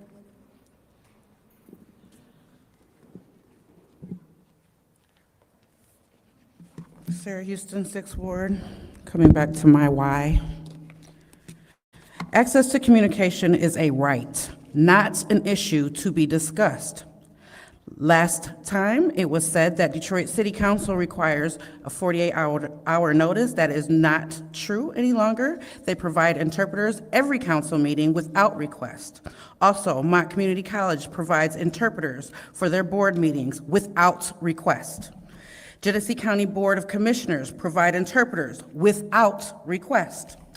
The budget should not be an issue when we have board members itching to give $300,000 to other endeavors. I understand that that $300,000 is needed for replenishing a food desert, but you are starving your deaf citizens of vital information every time a press conference is held, a resolution gets passed, where ARPA resources that they are entitled to can be found. Every time the city puts on an event, the deaf are the last to know because they are among the least thought about. The city of Flint is home to the State School for the Deaf, and the city of Flint never thinks to include them in the very things that their money pays taxes for. That is shameful. I ask that you think of them in all that you do in this city. I ask that you to be in compliance with the Michigan State Deaf Persons Interpreter Act. Look it up if you don't know it, it's actually real. And provide their God-given right, which is access to language. You have had a request over a year ago, yet and still they are waiting. That is also a lawsuit waiting to happen. I would ask, please, that you would think of the citizens, your deaf citizens. They're just as vital as the people on the north side, because there's deaf people over there starving too, don't even know there's a grocery store that's supposed to be happening. We're not giving them what they need, what they deserve, what their right is to. Thank you. Next speaker, Madam Clerk. The next speaker is Ms. Jackson.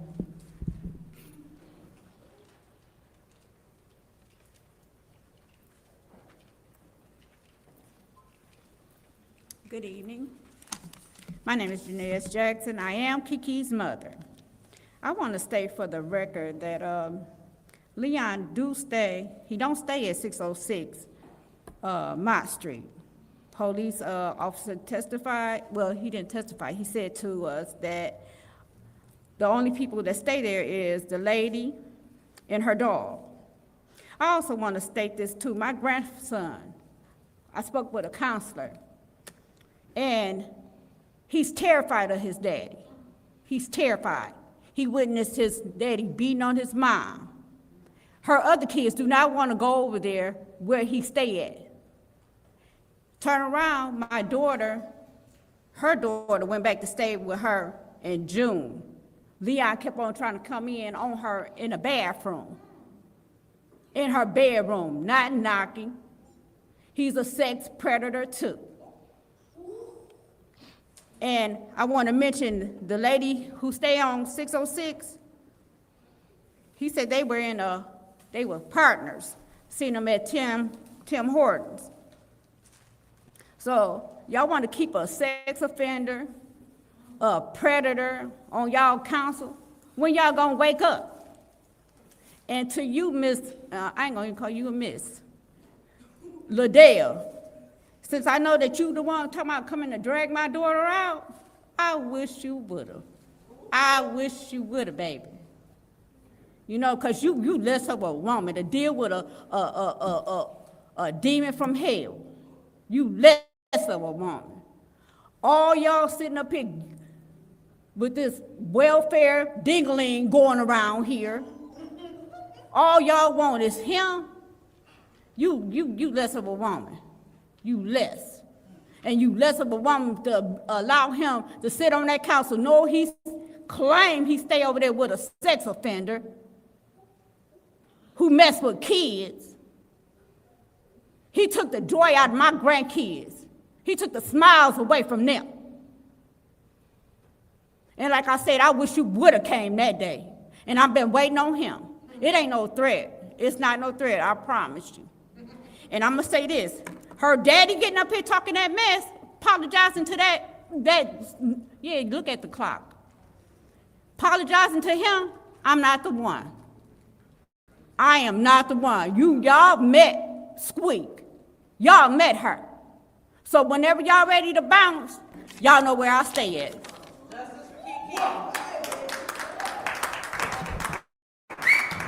And next speaker, Madam Clerk. The final speaker for this meeting is Tanya Jones.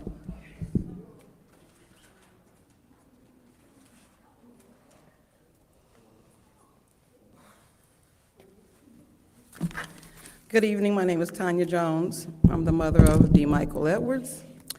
And first of all, I want to say, Ms. Liddell, you said aggression, and you apologize to them back there. Since day one, I've been coming here concerning my son and the opioid crisis. All I've been getting is aggression, mainly from you. And lies, Candace, aggression. But you got a child too, so you don't know what their future might hold. And I promise you that. Karma is something else different. And on that, guess what? Let me go ahead and go on. I would like to know where's the money for the $150,000 of the opioid money that y'all gave to Leon. The opioid crisis is real. Who signed off on it? It's people out here. My son, I brought my birthday in. My birthday is October 9th. I brought my birthday in not knowing where my son at, because he a part of the opioid crisis. His journey is my journey. And I'm going to keep coming down here. And guess what's preaching about the opioid crisis? I just learned out of Miss Claire invited me to the Flint Public Library this past Saturday. I'm grateful for the things that he go out here and he do. I'm grateful for Claire, because I did not know, Miss Claire, I did not know about the people who died behind the water crisis. I didn't know. I go to the library about ready to cry my lashes off, because it's real. People out here dying, and y'all taking the opioid money, y'all taking the ARPA money, y'all taking the water money.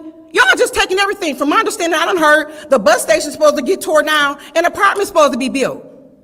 This is unreal. This is the city of Flint. I don't know what I'm doing out here, but guess what I'm doing? Y'all act like y'all don't care about the people. And Adele, you can look down all you want, but you said aggression. You apologize to them people in the back. You need to apologize to everybody that come down here every week. We got lives, but we come down here. I just had to deal with John Cole. I went to that case. Because if he got out, guess what? I was hoping he'd get out. Because guess what? I would have been locked up. The system is so broken around here, y'all don't see that. But when karma hit y'all family, it hit one of y'all. I got a life, I got other things to be doing. But my son matter. The mayor don't care about nobody. But like I want to ask again, why did Leon get you can look up all you want, but why Leon get $150,000 of the opioid money? I would like to know that. Have a good night, but I know you're not going to answer. But God see everything. All right, Madam Clerk, is that the last speaker? That's correct. All right, thank you. So public speaking is now closed. Do we have anyone that would like to comment for council response? Anyone? Yeah, Madam Chair. Go ahead, Ms. Murphy-Carter. First, I would like to thank all of the speakers and thank all of everyone in the audience. Thank you for being engaged in the process. Ms. Sarah, thank you for always coming up to this podium and speaking life into the deaf community. And what you're saying, I totally agree with you. And I will work with our clerk, our city clerk, to make sure that we try to do what we need to do. Because you're right, we are excluding that whole population. And they should very well be included. Kiki's mom, thank you for coming forth. I do sympathize with you 100. And everyone, Tanya, thank you for coming and standing strong for your son. It means a lot. Madam Chair, that's it. Thank you. Okay, thank you. Anyone else? All right, so since we have no one else, we will go ahead and move on to the consent agenda. Madam Chair, Go ahead, Councilwoman Shep. I make a motion that we approve the consent agenda along with the presentation of minutes. All right, so the motion on the floor to approve the consent agenda with the presentation of minutes. Any support? Support. All right, supported by the councilman in the 8th Ward. Madam Chair, Go ahead, Mr. I'd like to Piper. separate 250299. 250299. Yep, and 250336. Hold on, 250299, what's the other one? 336. 336.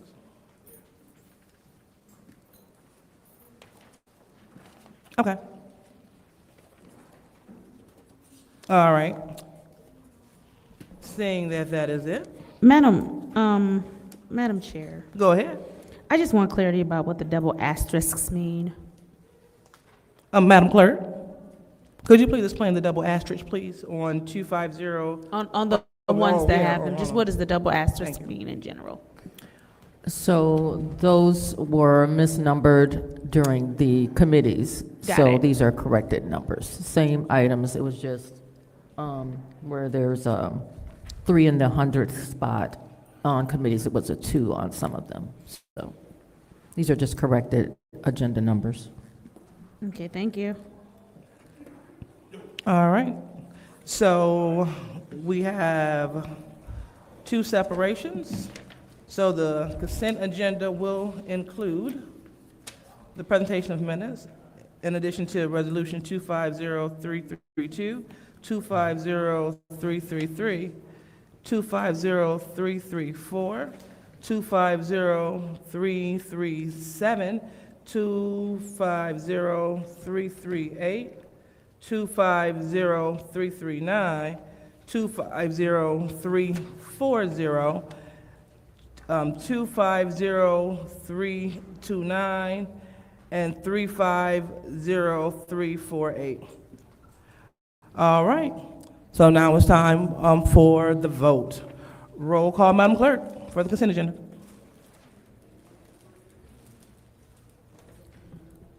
Mr. Alamin is not in. Dr. Lewis? Yes. Ms. Johnson? Yes. Ms. Priestley? Is not in. Ms. Winfrey Carter? Yes. Ms. Burns is not in. Ms. Mashat? Yes. Mr. Pfeiffer? Yes. Mr. Jarrett? Yes. The vote is 6 yes, 0 no. The vote is 6 yes, 0 no. The consent agenda has passed. So now we are on to the first separation, which is 250299. What's the pleasure of the body? Madam Chair, make a motion to approve. Motion to approve. Any support? Support. Supported by the councilman in the 8th Ward. Any discussion, the first Madam round? Chair. Go ahead, Mr. Pfeiffer. So I will not be supporting this until the administration provides the address. They're coming up with a BS, I'm going to say excuse. We are not subject to HIPAA. No, we are not. We are not subject to HIPAA. We are not getting any medical records. We are approving dollars. And I am not going to put my name on $106,000 for one single residence without knowing where that residence is.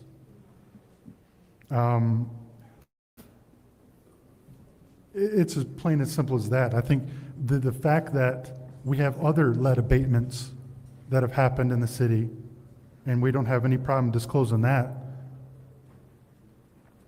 this is unheard of and unprecedented, and the dollar amount makes me believe that there's something that is hidden with this resolution. We are fiduciaries of the city, and if we can't know the address on a $106,000 allotment, I mean, to me, and then it's supposedly told by HUD, but it's only verbal. You only have a verbal from HUD saying that. It's BS. So I will not be supporting this, and I beg my colleagues not to support it either. It may be a good program. It may be a needed expense, but until we get full transparency, it's not worth losing my morals of transparency of what I want to happen in this city. So I will not be voting on this, and I hope that the city attorney got my legal opinion on that, and I hope to see that legal opinion before this comes back again, if it doesn't have the votes today. Thank you, Madam Chair. All right.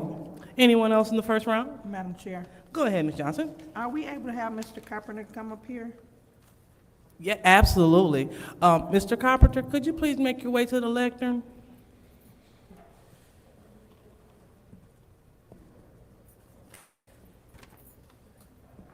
The clock is ticking, sir. Will you have to step on it? It's time sensitive. Mr. Mitchell, I'm calling you to order.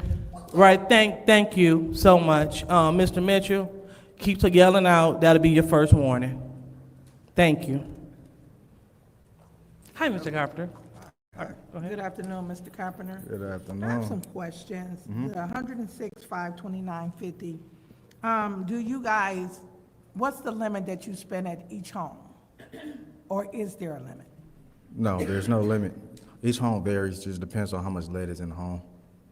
Okay, so each home varies for the amount, so it wasn't, I thought before, I know I have, like, spoke to you regarding some, some lead abatement for the city, right? I thought, I don't know if you told me this or not, I could be wrong, that the city of Flint only covers 30,000, or? That's like the median, but we are abating complete lead from the home. So we won't go into a house and do half the lead, we're Right. gonna get all of the lead. So if we come to a house where it's over a certain threshold, I just get a request from my GTR, which is HUD, and they will approve it. All right, thank you so much. You're welcome. All right, anyone else in the first round? Madam Chair, Go ahead. through you to Mr. Carpenter, is there somewhere in the regs that says that we shouldn't be publishing the addresses of these homes? We didn't sign a contract stating that, but the conversation from the program manager school and talking to my GTR and the director of HUD said that we supposed to not disclosing that information is a HIPAA violation. Can we get that in writing, please? I asked her for that today. They actually was out. They didn't work today, so once she get back in the office, I can get that in writing. Okay, I would appreciate that, because that would alleviate some of our colleagues' concerns. Yep. Thank you. You're welcome. All right, anyone else in the first round? All right, seeing there's no one else. Oh, go ahead, Ms. Shat. Mr. Carpenter, because I know we have this conversation simply because I feel like 106,000 is excessive for one home, and I've said this to you before. I've said this openly to you before. But after our conversation, again, this is a historical home. How many? It's escaping me. How many floors to the home? 3. 3 floors. Historical home, and this is what the contractor bid for it. This was the lowest bid. Correct. Correct, and this was the lowest bid that you could get because it's a historical home. Correct. And that's the thing that's making the difference in the pricing here with this. And that you have 3 levels that you have to remediate for lead. And outside, correct. And outside as well, so 3 levels and the outside of a historical home. Correct. Okay, thank you. I do have another question. I don't know if our city attorneys would be privy to any such conversation, or if they could give a little light on this, but Madam Chair, if I may, through you to the city attorney, are you able to give us any background on what information can or cannot be disclosed, or is that not a conversation you would have had? So I had an opportunity to speak with Mr. Carpenter and Ms. Sparks Green this morning and learn a little bit more about this program and exactly where the funds are coming from. While the law department hasn't had an opportunity to prepare a written legal opinion, it is my opinion that the release of the address in this case would identify protected health information as it's defined by HIPAA. Specifically, it's my understanding that the funds that we're talking about here come from a program called Healthy Homes Dollars, and it's provided by HUD pursuant to a statute called the Residential Lead-Based Paint Hazard Reduction Act. And the way that individuals or properties, is, again, as I understand it, qualify for this program and to receive funds through the city of Flint from this federal statute, certain protected health information has to be provided to qualify. Okay. So therefore, the disclosure of this address would necessarily provide public notice of this protected health information attribute. Understood. So, okay, and if I understand you correctly, it's a HIPAA violation in the fact that even posting the notice of the home is posting the fact that there is some sensitive health information for that person. Probably not the best summation of what you said, but. Correct. Okay. By releasing that address, it identifies to the public, people not entitled to that PHI, that a resident of that household has this qualifying medical condition. Got it. So the HUD money that we have is, we're only remediating homes as far as this grant goes with, or for this particular house, is because they have a qualifying health condition as to why. That's correct. Ah, makes sense. Okay. Mr. Carpenter, and again, because I think I've already asked this question once, but I just, again, for the record, it's the fact that there's 3 levels, and then you also have to do remediation on the outside, and this is a historic home, and this was the lowest bid that you could get for something meeting those parameters. Correct. We had a bid to come in at 400,000. 400,000, yeah. Oh, that's wild. Yeah. So thank you so much. I yield in the first round, Madam Chair. All right, anyone else in the first round? Madam Chair. Go ahead, Mr. Jarrett. Thank you. Through you to Mr. Carpenter, I just want to, so is it, I'm hearing that everyone in the house is tested in some regard for lead within their body? Just the children's under the age of 6. Just children under the age of 6? Correct. And if there is lead present in the children, then the work can be done. But if lead is not present in the children, no work is done. I just want to, real quick. Um, I whoa, want to, whoa, I'm whoa. sorry, Madam Chair. Yes. I mean, thank you. And I'm not trying to stop you. I just want to be for certain with the attorney before, because again, we're talking about HIPAA and stuff like that. Yes, it's a request for information, but it's for him. Can you make sure with the attorney that you can ask that? I just want us to be. Yeah, I think that's a valid question Okay. because it's not this address specifically or a specific address, it's the program in general. But wouldn't that be basically saying, okay, thank you. All right, proceed, Mr. Jarrett. Okay. So if upon testing, the youth under 6 do not test positive for lead, no work can be done through this funding? All work is being done as long as you have lead in the home.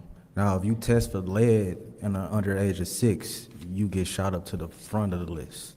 Okay, so it is the case that there could be no one in the home that's tested positive for lead, but the home tests positive, so we remediate the lead in the home. Correct. Well, not tested positive for lead, but not tested dangerous levels of lead. Okay, so if there is no positive test of an individual within the home, but the home has dangerous levels of lead, is there then a HIPAA violation? It's still disclosing the information if it is or isn't, so yes. So what we're saying now is HIPAA is tied to the house and not the individual. It's tied to the information of the people that stay at the house. But, okay. Information. What is your request? So, Mr. Jarrett, would every address in the city of Flint with lead water not be subject to the HIPAA if it's the house and not the person? That's in Request for information. Yeah, what is your request? Mr. Jared, this is specifically talking about lead paint remediation, not water, correct? What I'm asking is, the HIPAA violation then is tied to the house and not the individuals in the house. No, it's tied to the individuals. Request for information. What is your request? I think when they go and test for lead in the home and HIPAA violation, you said healthier homes? Healthy homes, correct. Healthy home. Usually that's like a respiratory problem, like people with asthma, COPD. Am I able to say that? COPD, emphysema, which makes it a HIPAA violation. Okay, so anybody, bronchitis. So that's what would make it a HIPAA violation, because it's exposing somebody being an asthmatic or have bronchial infections or, dealing with their respiratory disorder. Yeah, thank you. Mr. Jarrett? Thank you.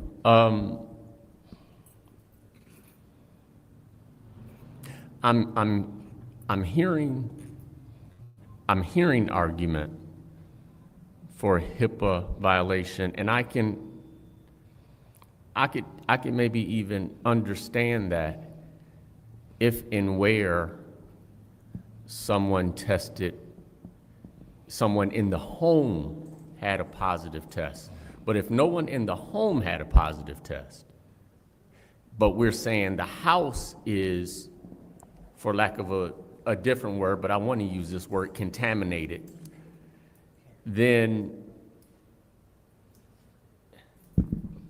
why aren't we doing something more than saying this is a HIPAA violation? It would almost be like, or it would seem like we would do something stronger than say, we can't give you an address or the address because the house tested.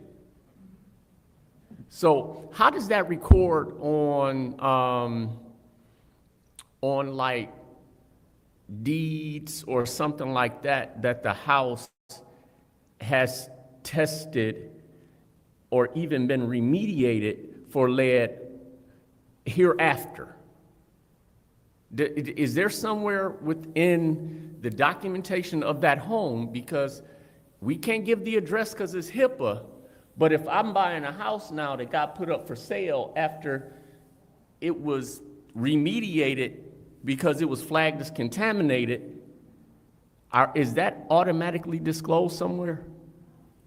We disclose if the house has been remediated from lead. I mean, but does that get documented in some kind of other public record? I send all my information to the state and also to HUD. So I assume yes. Because it almost feels like nobody can know this house is spooky. And Request for information. Request. I believe that when homes are sold, those things come up in the sale because that's a selling point. But then too, with that has to be a seller willing to disclose it. They want to sell the home. Exactly. So they may not disclose that, but we'll move on. Thank you, Mr. Carpenter. I yield my time. All right. Hold on. This second round? Go ahead, Ms. Pfeiffer. Through you to Mr. Carpenter, has the city been disclosed medical records? Not in my office. So the city is unaware of any tests that were conducted or positive tests, negative tests of any individual in any lead house? Is that a correct statement? Correct. Thank you. I yield.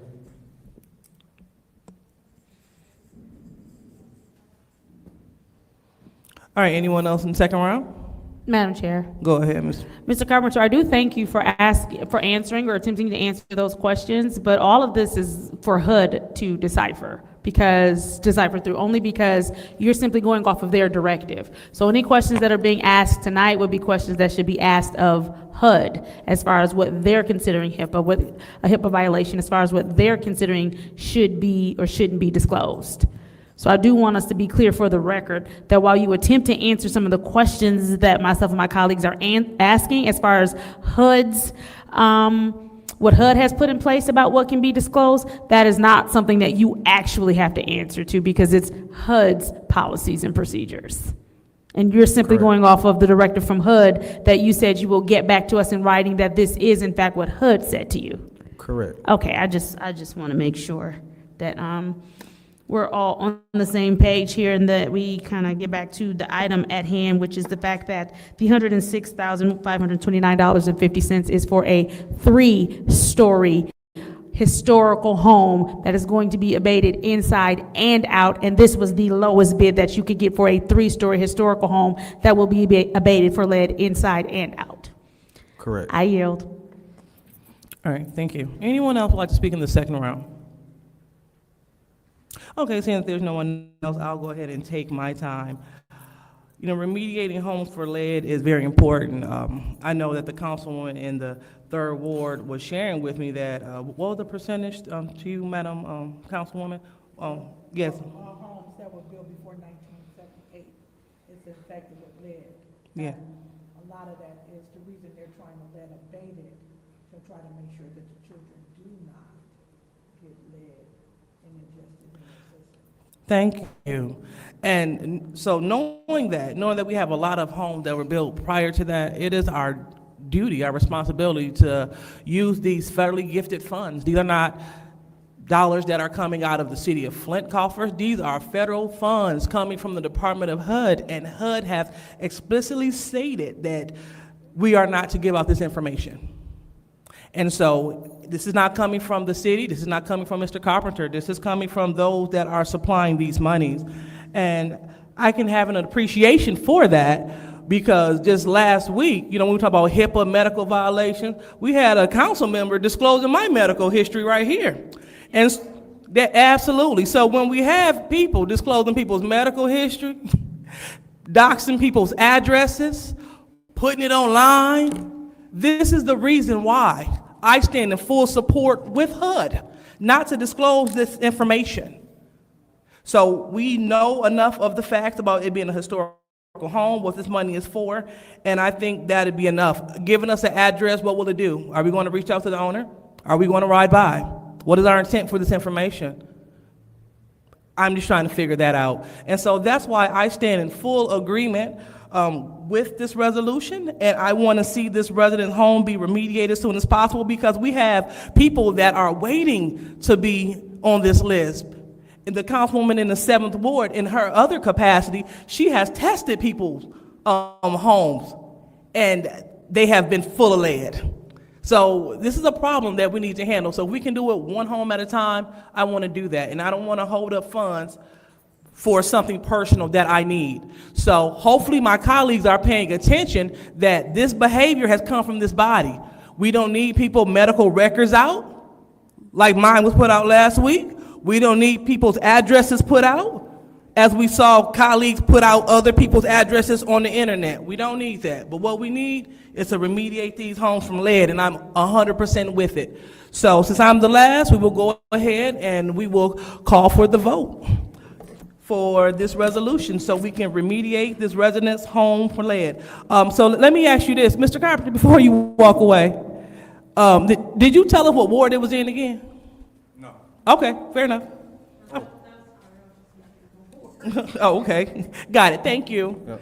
All right. Go ahead, Madam Clerk. Call for the vote. Dr. Lewis? Yes. Ms. Johnson? Yes. Ms. Priestley? Yes. Ms. Winfrey Carter is not in. Ms. Burns is not in. Ms. Mashat? Yes. Mr. Pfeiffer? No. Mr. Jarrett? No. Mr. Alamin is not in. The vote is 4 yes, 2 no. The vote is 4 yes, 2 no. This resolution fails to leave Madam Chair. council. Go ahead. I make a motion to send 250299 back to finance. All right, there's a motion to send this resolution to finance, supported by the councilwoman in the 7th Ward? Second, fourth. That was Oh, that was fourth. Fourth. Okay, sorry. Supported by councilwoman in the 4th Ward. And this is to send this resolution to finance. Go ahead, roll call, Madam Clerk. Ms. Johnson? Yes. Ms. Priestley? Yes. Ms. Winfrey Carter is absent. Ms. Burns is absent. Ms. Mashat? No. Mr. Pfeiffer? Yes. Mr. Jarrett? Yes. Mr. Alamin is absent. Dr. Lewis? No. The vote is 4 yes, 2 no. The vote is 4 yes, 2 no. So now we move on to the next resolution. It is Resolution 250336, propose money for the Eric B. Mays Senior Community Service Center. What's the pleasure of the body? Go ahead, Councilwoman 7th Ward. I make a motion that we approve this resolution. I motion that we approve. Any support? Madam Chair. Yes. I second that motion. All right, Ms. Priestley second that motion. Any discussion in the first round? Yep. Madam Chair. All right, go ahead, Mr. Pfeiffer. I will not be supporting this today as we have not received a budget yet. I would like to know how much of the city's budget this is planned to take beyond these dollars.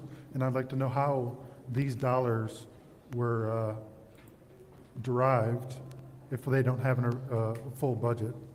So at this time, Mr. Moore is coming up. I'd like to hear what he has to say. Madam Chair, through you to Mr. Moore. Mm-hmm.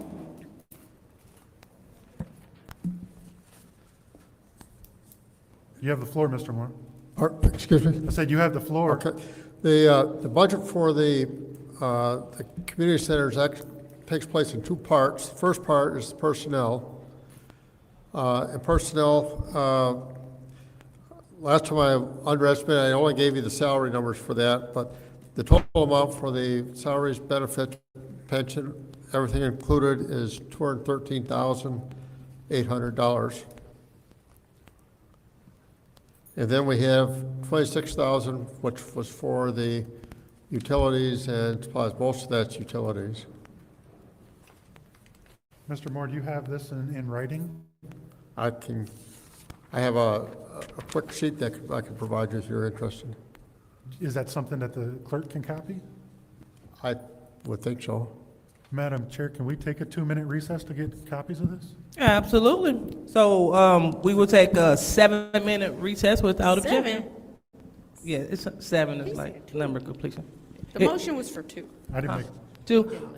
Well, if she get back before 7, we'll go ahead and reconvene, excuse me. Just say a short recess. I'm saying what I said. I object. Oh, okay.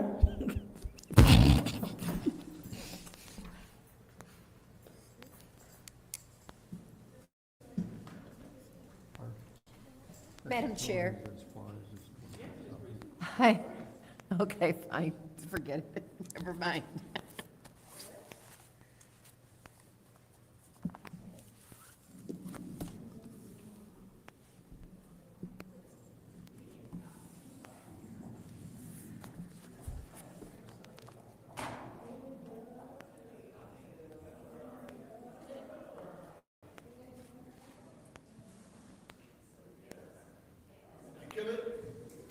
What kind of boat was that?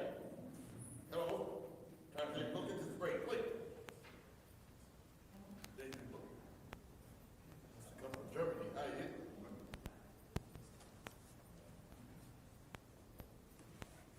We don't want no more rubber stamps out. It's here.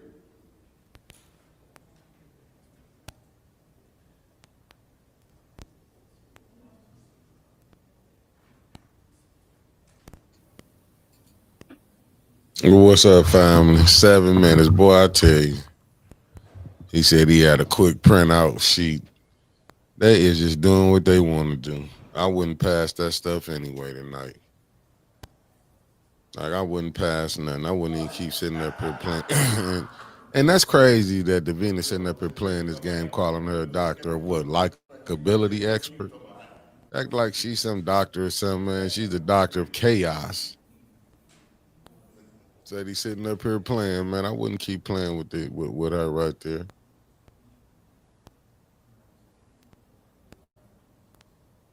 Oh, doctor. I mean, this is when you can tell a narcissist.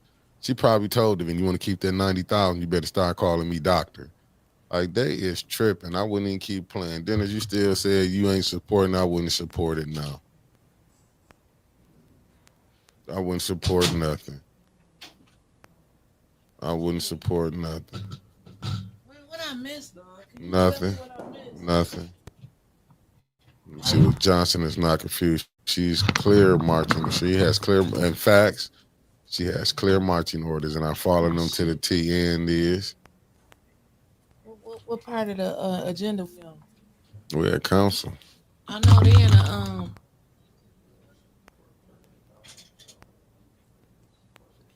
Man, they just playing.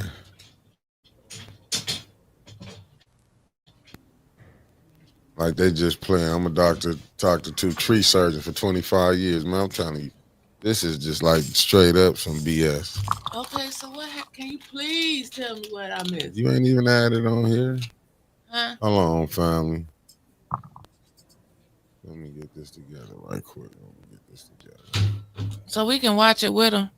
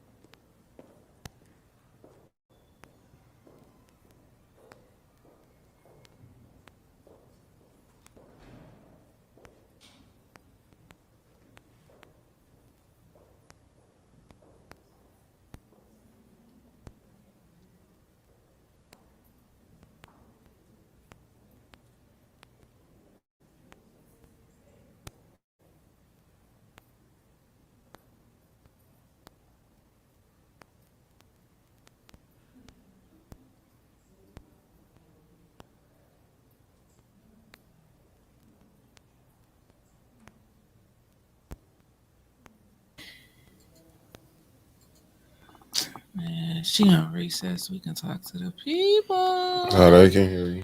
Where the people at? That's why we got the best chat. We about to come on here and watch it with y'all. That's what we do. So can somebody fill me in on what I missed? Because I was out helping my daughter get some of her driving hours in, and my anxiety is high as hell. So I didn't know teaching a kid how to drive was this damn stressful. I need a cut water. Okay, so the cut water games, I know that's right. Yeah, it's been a minute. It's been a minute. You know what I'm saying? I got some stuff going on, y'all. Y'all just bear with me. Pray for me, family. You know what I'm saying? We weeding out the bad seeds, so I can tell the good prayers from the bad prayers. How y'all doing? I miss LaShawn trying to be intellectual. Oh Lord. Oh, we got here's a donation for having to listen to this ignorance. $5 from the lovely, beautiful Deborah Luna in the building. Oh, there go Davina. What's she walking around passing out? The budget for the Mays, Eric B. Mays Senior Center. Have mercy. Y'all get them likes up. Them likes ain't matching the views. And go tell everybody we over here talking. We watching the meeting together. We gonna be able to hear this shit when they get to talking. So we can comment with the people. Huh? No, don't come up here starting BS. Let me start you. No, I don't want nothing. You know you want some candy. You a lie. Like about 5 minutes, you're gonna be like, what's that you got? I've been trying to find these for so long. And I finally found them. Hey, y'all, what's up? Felicia Martinez. Like I said, they started All back. right. They called for a The 2-minute time is now recess. 6:51, and this Flint City Council meeting is now being brought They back ain't to even order. started back. Roll We call, waiting on Madam Davina. Clerk. Well, you know, your house now is a HIPAA violation. Mr. Judy came Oliver up is with that. absent. Boy, they changed it so Your much. house? No. And LaShawn seconded. No. Dr. LaShawn worked in medical records Present. with me, so she on some bullshit right Johnson, Well, she got the assignment. now. But we didn't have, I don't think Present. HIPAA was in effect when she was back Priestley, Present. But I know all about, how's your Dr. house a Carter HIPAA is violation? absent. What was the Burns reasoning is behind that? absent. Ms. Mashat, I think they Pfeiffer. started back. Mr. Jarrett. Present. You have 6 Man, members they present. had, it was standing We have room 6 only. members present, I've so been talking we to were Teresa in the middle of Councilman Pfeiffer's every time. day. So And if you could put. again, our A10 what's family the member, second one? Teresa Nestor, her First son-in-law was found, he was Okay, found cool, sounds good. deceased All right, and by his Mr. wife Moore, of only 2 you want to years, her approach the lectern daughter. again? And he was a Oh, Flint hold on, they firefighter. back. All right, go they ahead, back. Councilman Pfeiffer. Peace. Thank you. Mr. Moore, this page that you gave us, is that for both centers or just the one? You asked the question what the budget was. This is, Well, this current this was the this budget that was resolution is just presented. for Mays, so. This was the budget that was presented in the first part of March. And, My question is, this right here for both centers or just for Mays? This is for the Mays Center. So who is the, so $239,000 in wages for the Mays Center? Correct. Who is leading the other center? I thought Ms. Wiggins was over both. She is over both. So wouldn't this be for both? The question was, what was the budget that we, and this is the budget that we presented. If we did not, when the budget was prepared last spring, the other center was not included in that budget. This is the only part that was prepared.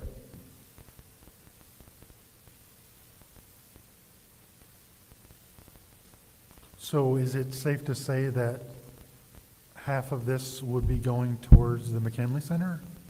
That would be fair, yes. Okay, that's my point.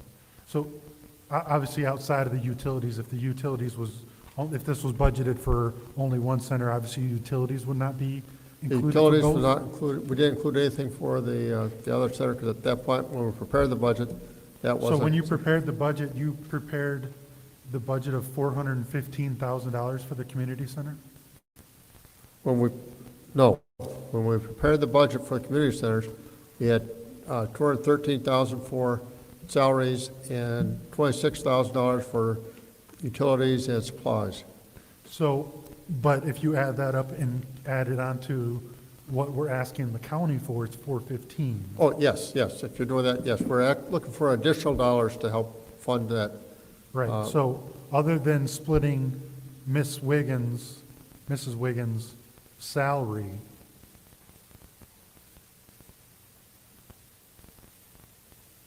which would be a dual role or whatever for both centers, the budget for the Mays Center is 415,000. That's what we prepared, and like, so of the 239 that you've given us, none of that is included in this request from the county, correct? That's correct. So the original. So how did we come up with?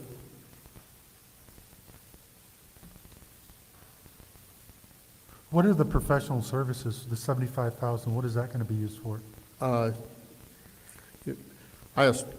Mrs. Wiggins would be a better person to answer that question. That would be, part of that would be for class programs. I would have asked that question, but my colleagues called the question last time, so. Pardon? All right. Mr. Pfeiffer, did you finish your questions? So somebody else probably answer? My time's up, so. Okay, all right. So, anyone else would like to speak? Madam Chair. Go ahead, Ms. Priestley. So, Mr. Moore, with these salaries that we have in front of us and the expenses for this wages, when McKinley Center opens, they'll be split between the two, both individuals. Do you know if that's true or not? Or is it just going to be Ms. Wiggins?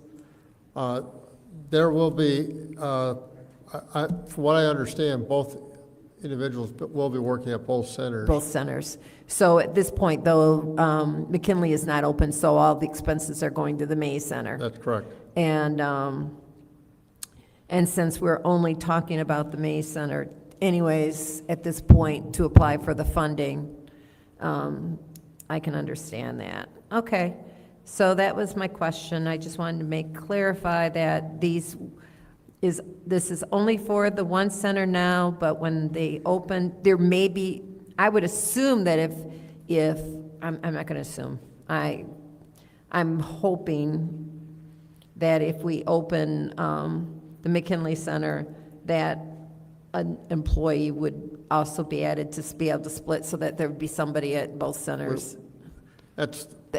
We're working on that, yes. That's what, I saw Seamus, that's the thumbs up, that's the plan.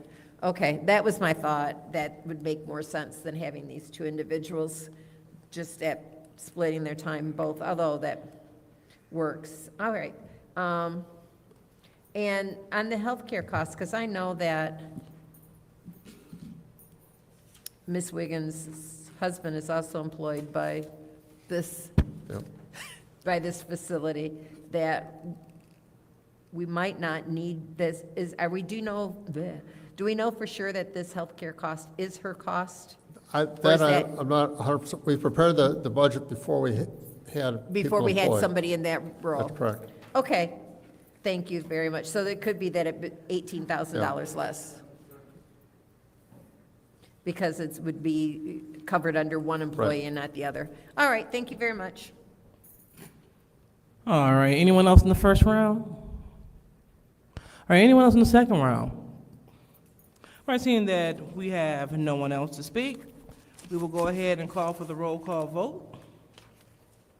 And this is to approve Resolution 250336. Roll call, Madam Clerk. Ms. Priestley? Yes. Ms. Winfrey Carter is absent. Ms. Burns is absent. Ms. Mashat? Mr. Pfeiffer? Yes. Mr. Jarrett? No. Mr. Alamin is absent. Dr. Lewis? Yes. Ms. Johnson? Yes. The vote is 5 yes, 1 no. The vote is 5 yes, 1 no. That resolution passes. There's a motion to adjourn. Supported by the councilman in the 4th Ward. Roll call, Madam Clerk.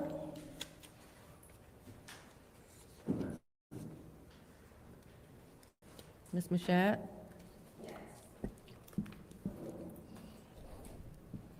Are we unmuted now? They Mr. Pfeiffer? playing. They playing. Mr. Jarrett? Yes. Dr. Lewis? They playing. Yes. Dennis was the fifth vote. Dennis was the fifth vote. He ain't tripping. Yeah, you okay? Yes, He passed Wait, it. let's see what they saying. Let's see what they saying. Let's see what they saying. See what who said. What they doing? There's a Yes. adjourn. It's over. I'm There's sorry. only two things that separated. They still talking. Sorry, I didn't hear you. I was focused on leaving. The vote is 6 yes, 0 no. It Dennis is was 7 the o'clock fifth and vote. this That council meeting motherfucker is now came officially down here and adjourned. did You all have a say great night. He came out there and voted for it. This is gangster. Yeah. Yeah. Hey, it is what Nearly it you a is. gangster. Dennis will have a reason why he voted for it. Is it? Are we going off or something? Yeah, I mean, city council done. But then they still hear us? Yeah, they hear us. What you mean? I just, Mm. you see, well, that was his last thing for Eric. I'm gonna do this for you, Eric. That wasn't for Eric. Showing the fuck, wasn't Shit, it? they done split that damn center up. Yeah. Half that center over here in the 6th Ward. The other people over there in the 1st Ward is, man, that wasn't for Eric. Mm, Oh, Tay-Tay. the games we're being subject to. You know, I don't even know how to go through Subject my phone and do all of this. I mean, I he do it. said, I want to hear y'all calls, but I want to hear y'all wrap ups too. Well, you gotta understand, this is the same guy that got us Candace up on there. Thought that motherfucker would have learned from that. Dennis, somebody tell Dennis 810 is on and Yeah, no, just hey, let him know that we let him proud do of his him. thing. Yeah. Proud of Shout out to Dennis Pfeiffer for pushing that through. Shout out to you. I don't care. I just don't care. Me neither. I mean, it is what it is. Well, hey, look, he a politician. Mm-hmm. So he did what he thought he did. Something. This I keep telling you, it's the same. Boy, when you can, I mean, they was gonna have their 5 votes anyway, but I would have let them vote for it. I wouldn't have voted for it. But that's why I'm not a politician. I'm a podcaster. That's right. You're exactly right. Maybe it's something that they knew that we didn't know. Because like you said, we just podcasters. We don't know the rules. We don't know the rules down there. The games are real and being played. Pfeiffer threw a wrench in the game. And Lion Leon didn't show up. I'm not sure about that wrench that he threw. If somebody want to enlighten me on that wrench. Because I just seen him hand him a silver spoon. Shit, the fire chief and his wife getting paid. What's up, cousin Hey, Maria what's up? Carter? What's up, Maria? Yeah, all of them getting paid. I don't, like I said, it is what it is. Until next year, y'all better start voting on people, elect people that's really gonna do something, and not Shit, just I'm run off worried at the about mouth. next year. I mean, to be honest with you, it is what it is. I just, you know what? Dennis getting tired, but shit, Yeah. don't get tired right now. Shit, Yeah. go home and lay down. Yeah, he could have left. He could have left. Like, don't just be giving them no money. So did listen, I'm trying, hold on. So did everything pass tonight? When I got here is when I started watching it. So I really want to know from y'all did everything really down pass tonight? I'm gonna go with yes. I mean, with certain stuff didn't, but they brought Well, it back on what council. passed? What didn't? Let me see. You want to go over the agenda? Nah, I really don't care. To be honest with you, I don't care. I know Tay-Tay took some notes. They Tay-Tay, said Dennis voted to expel. Expel who? he voted to, They came up, we can't tell y'all because of HIPAA. You guys should have a game called Who Will Be the Surprise Vote of the Week? Tay said, I always say I have a very love-hate relationship with the 8th Ward. Right. What's up, Tony? Dennis was that 5th vote. 106,000 for one house. Oh, that was that. They let that pass too? Shit. They passed. No, the last abatement didn't pass. That's the The only thing that abatement, didn't no, pass. the lead abatement paint didn't pass and the sewer didn't pass. Mm. Yeah. See, never. Let me turn that off. Like I said. Okay, I think I'm good now. Y'all call Can't me win them in. all. 810, 610, 7. Oh. Can't win them all. 810, 610, 7851. Y'all call in. Tay, call in. Let me know what happened. I need your synopsis. Stanley, where you at? I need your synopsis of Tony, grace and peace. Come on, Marcia. I need to know what happened at tonight's meeting. Y'all talk to us. Let us know. Put that number across the bottom of the screen. And if y'all don't know, we hurting y'all. Y'all been playing with us with the Cash App. $ 810 News Media Group. We need y'all. We need y'all. Don't shut us out like Flint did. Flint shut us out.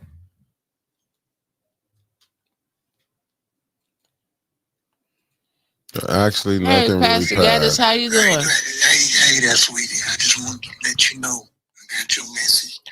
Okay. I got you in my prayers, okay? Okay.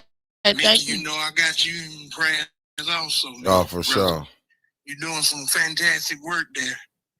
Yeah, I know it feels a lot better not having to go down and deal with all that drama. Right. Did you watch the meeting tonight? We're trying to see what happened. I did. Looks like a lot of rubber stamping to me. That's what it looks like. That's a shame. Yeah, it is. It is. I don't think it's gonna get no better to 26. I don't know about y'all, but it sure don't look like it.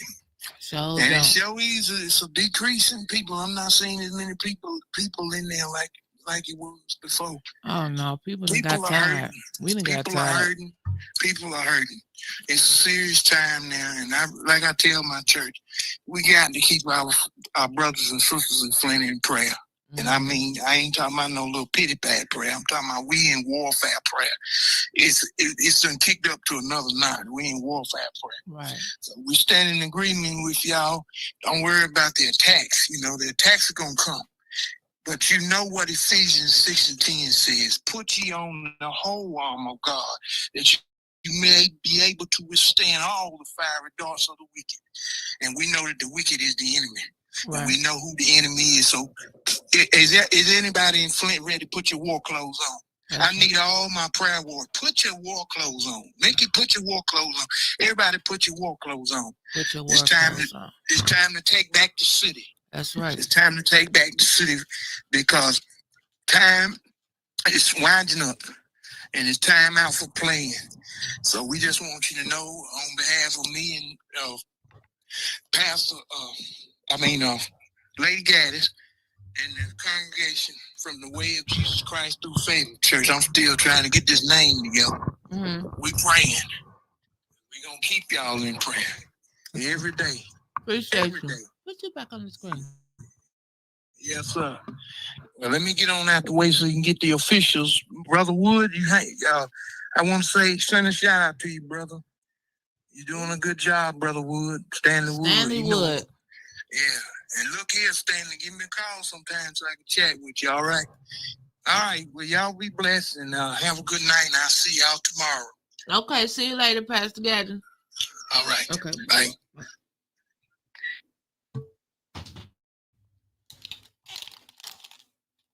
Put you back on the screen. Come on, right back up there. Wake up. Wake up. Come on. Wake up, me.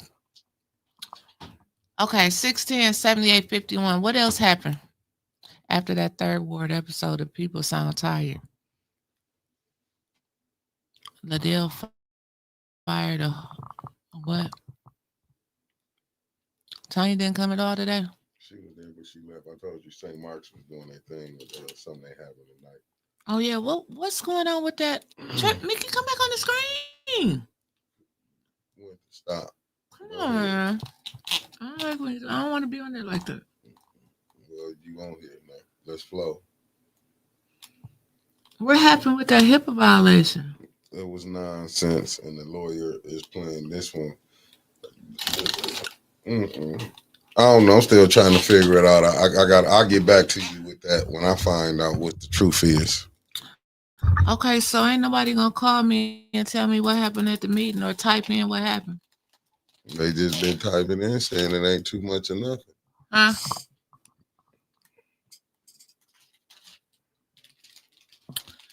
Tanya was there through special affairs.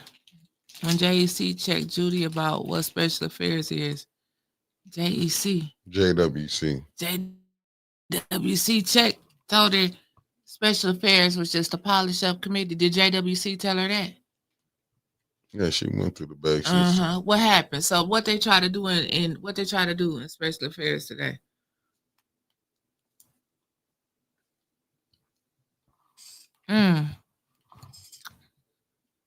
Leon didn't show up at all.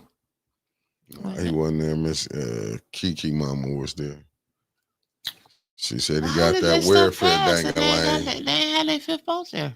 Because they said, as you just seen, they voted on stuff to pass.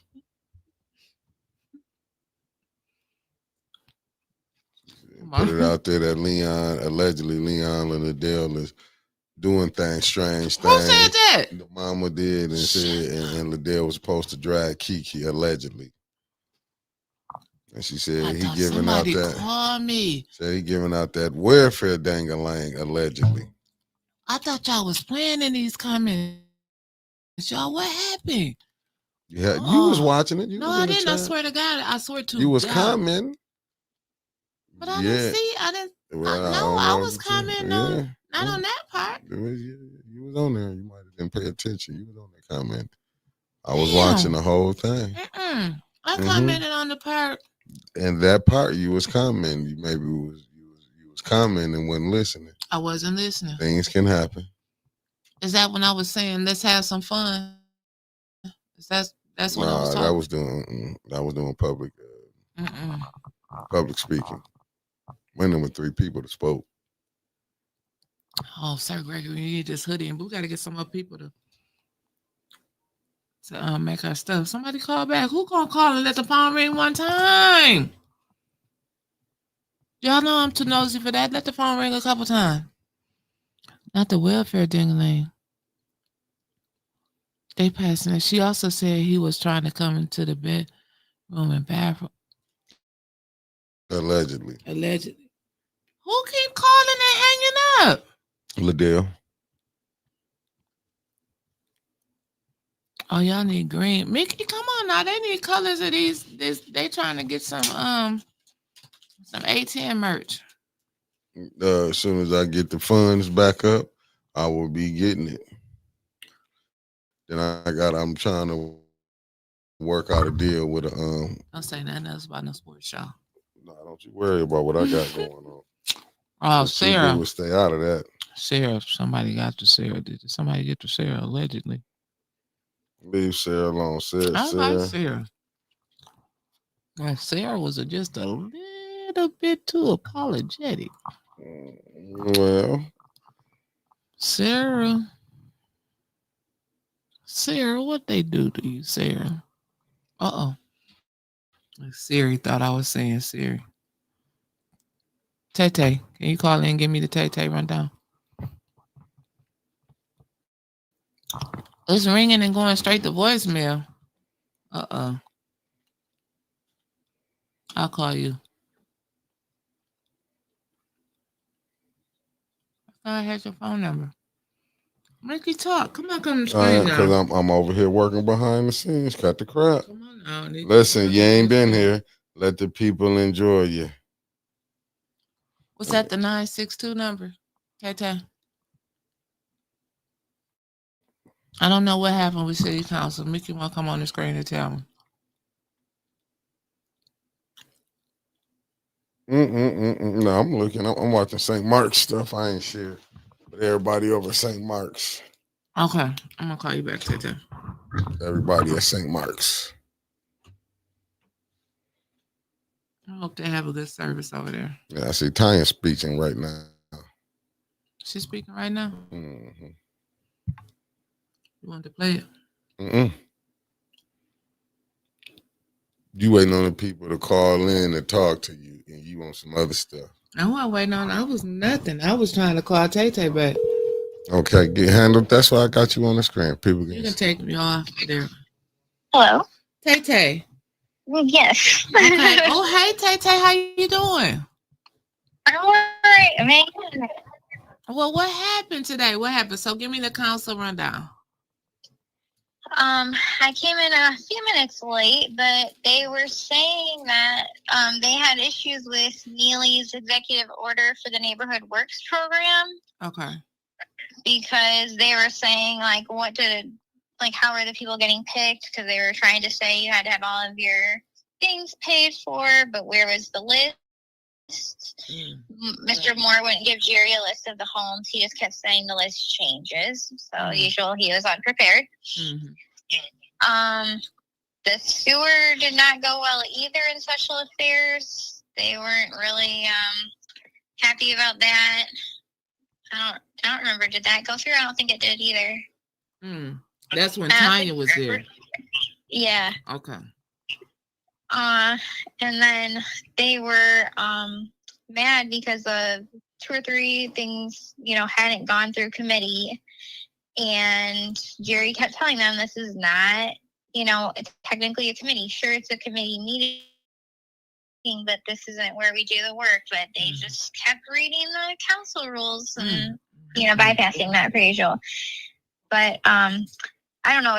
It seems like they were trying to tell LaShawn she needed to speak up a little bit because she was too quiet and needed to, look a little bit better because she was trying to read the numbers. That wasn't going so great for her. I don't even remember how she said it. She was trying to read the actual like dollar amounts on things. And she said like I think she said like 101,391 or something like that. And it was like 100,000, like, and she was giving them weird info. She know how to read numbers and dollars and cents. It was like very forced seeming, like they made her, because then Liddell asked her, oh yes, can you please tell them the information you told me about all the lead homes in the city? And like LaShawn didn't use her mic again. Oh, they rehearsed that. That was rehearsed. So I'm with you guys. I never believed she was actually like going to change anything compared to last week. And even so, she's not going to go against Liddell right now. She's too scared. All right. Right. Well, and what happened? What happened with Dennis at the end? I don't know. Everybody, like, I was trying to hear it on the city feed too, and it sounded like he just basically was like, whatever, like, gonna vote for it. But I don't know. I still don't understand the whole senior thing, because I thought at first when they brought this resolution, it was just to get approval to seek the funding. Well, I guess this is approval to get the funding from the county, right? Yeah, that's what I don't understand. But the county's still going to have the final say, right? That's what I'm thinking. It's not like this is set in stone. Yeah. So we'll have to go to the county meeting and beg them, please don't give this money. Well, you know what? Maybe that's why now it makes sense, Tay. Think about it. Maybe that's why they fighting so hard to change the name to the Mays Senior Center, because Miss Beverly already got the name for Hasselbrain. You see what I'm saying? So now they can say Mays is located right here. She don't have the name and stuff for the Mays, just Hasselbrain. Okay, so maybe she can still get her money too, though. I mean, if they have the same people filling out their applications again, I doubt they're going to get the money. Well, he got a high turnaround. It's probably Seaman. Seaman probably doing it now. Yeah, that's true. That's true. He's probably doing all their paperwork so it gets passed. Right. He just squirting it everywhere.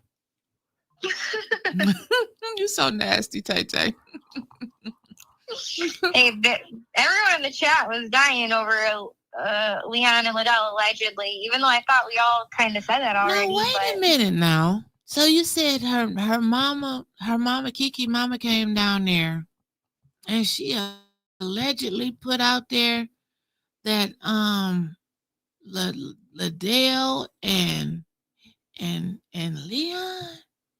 Yep, and Liddell was gonna beat up Kiki or something, supposedly, and something about Leon creeping on Kiki's daughter, like trying to come in her bedroom or something. That's like a lot now. That's a Lord. Allegedly. Yeah, that's what we she said. had a lot to Allegedly. say. Well, Lord have mercy, Jesus. That's a lot. And that his son is very scared. He was going to therapy and he's very scared of his dad. Damn. Yeah. I would be too. Daddy put us out. We ain't got nowhere to stay. Right? Damn.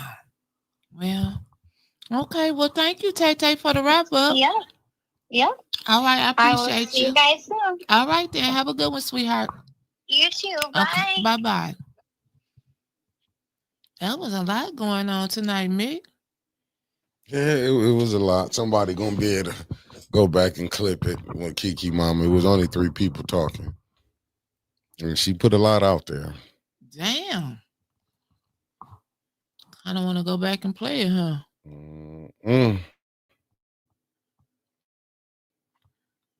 She put a lot out there? She put a lot.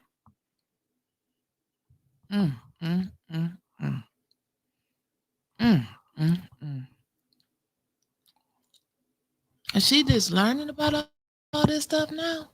I'm guessing. Diabolical. That's horrible. Yeah, crazy work. What else happened? That was it. It was over. It was a quick meeting. Was Ariel there? Yeah. Well. It was a quick meeting. That was a very quick meeting, Mickey. Yeah, it was. They got that thing over quick. What the hell happened? Did you see Whitmer and them over there? I seen a bunch of people and then Joyce McNeil. I seen all of them smiling and shit. Oh, you know, they smile for anything while the school failing. They act like they doing some hella work in the school over there failing. Mickey, they over there smiling because she done gave them something. Yep. Some more money for their coffers. She done gave them some more money. Do she not look and see like how bad? Do she not assess the situation before she get to handing out money? Why would she? She know they got them people over there for one thing and one thing only, to destroy. Oh my God, Mickey, that just don't make no damn sense. What is he saying? Today, along with our distinguished elected officials, community partners, and education advocates who continue to invest in the future of Flint scholars St. Mark's, and huh? Michigan scholars. That's over at St. Mark's. That's Kevin and Johnson. What's his name? Kevin Jones or Kevin? What's his name? Kevin Jones. Kevin Jones. Diabolical. Look like Pastor Thompson got some good stuff going on. Oh, nigga Whitmer. Too often we know that parents can't afford it. So here in Michigan, we've decided to make it free. And I'm proud that this year's budget continues free pre-K for all. We've already doubled enrollment from 2024 with 56% of Michigan's 4-year-olds in free pre-K now. And this year's budget sets up every child for a lifetime of success and saving parents more than $14,000 a year in daycare costs that they otherwise would have incurred. Dennis, where? St. Mark's. Where's St. Mark at? Can you put that up on the screen? It's on art page. Not getting flagged. St. Mark don't have a page. Yeah, art up there for filming it. What else going on, Mickey? That's about it, Winters. You know, I don't know too much. I'm gonna have to. I'm trying to come out here and give y'all a little something tonight. Make you look quiet. Dennis Pfeiffer, he going up there to talk. Is he? He just standing up. He had a decent crowd there. JWC and her daddy there. Okay, all the people, people, elected officials, they got standing up. You see Tanya Burns there, Dennis Pfeiffer. Okay.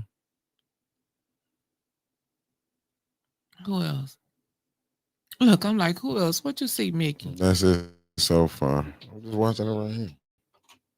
Okay. Right on iPad. All right, well, that's all I got there. That's all she got tonight, family. I was trying to find something. She made a surprise visit. Went to say was trying hard to pass that abatement. I wonder why. Oh yeah, Ariel told JJ he went to the barbershop and got a haircut. Then Ariel said, you didn't authorize them to do your head. Do that Counselor to your head. do that. He said he said, I hope you didn't authorize them to do that to your head. Ariel, really? Ariel was threatened with the warning. Again, he was dropping gems at the mic. The address of a historical home needing lead abatement. I'm telling you, when Ariel speaks, we should listen. He knows, right? I thought they told us before the house location. So when I heard Ariel say that, I'm like, okay, I wasn't making that up. Ariel talked about JJ's haircut. No, sir. She about to be finishing up, the game on Monday Night Football. Brother Pastor Nicholas J. Gaddis, but I will be on in the morning. Recall. I don't know who I'm gonna bring on tomorrow. Yeah. I will try to be here tomorrow night. I'm gonna give it the best I got. If not, he'll have some wonderful people filling in, or he'll come on here and roll it himself. You a lie. After I do the show tomorrow, we probably will listen. What? I already had broke this down. The days you coming, we'll be doing the nightly nip. The days you not here, with me doing the other shows in the morning. What happened to consistency? I'm doing consistency. I'm not finna be doing 3 and 4 shows like that. You're not gonna wear me out. So the day since you here, I'll tell you why you here. Since you like I forgot. The days you here, we will be doing a nightly nip. The days you not, y'all will catch me on in the morning. But I don't want the people to think that I'm not here just They because know I'm not showing they see up. you right now. They know you got things going on. I say that all the time. Okay. So when you get here, I already explained that. So I'm telling it to you again, and I'm saying it to them. When she here, we be the nightly nip. But the when nightly she not nip here, crowd be wanting to see you at night, Mick. I mean, well, it was called Nightly Nip with Winters and Mickey that we did for you. But you not gonna be here. I'm still holding. When the days you here, we gonna do it. But the days you not here, I'm already, I got the morning show I'm already doing, so I don't want to overcrowd myself doing. That's why much. Pastor Gaddis, Pastor Gaddis said, bring him on. Amen. Man, like I said, yes, Sugar, days, you can have my autograph, Sugar. You can have Pastor Gaddis and Tony on at the same time. And like I said, family, I'll be seeing y'all tomorrow morning. Peace. Tony and Trevor.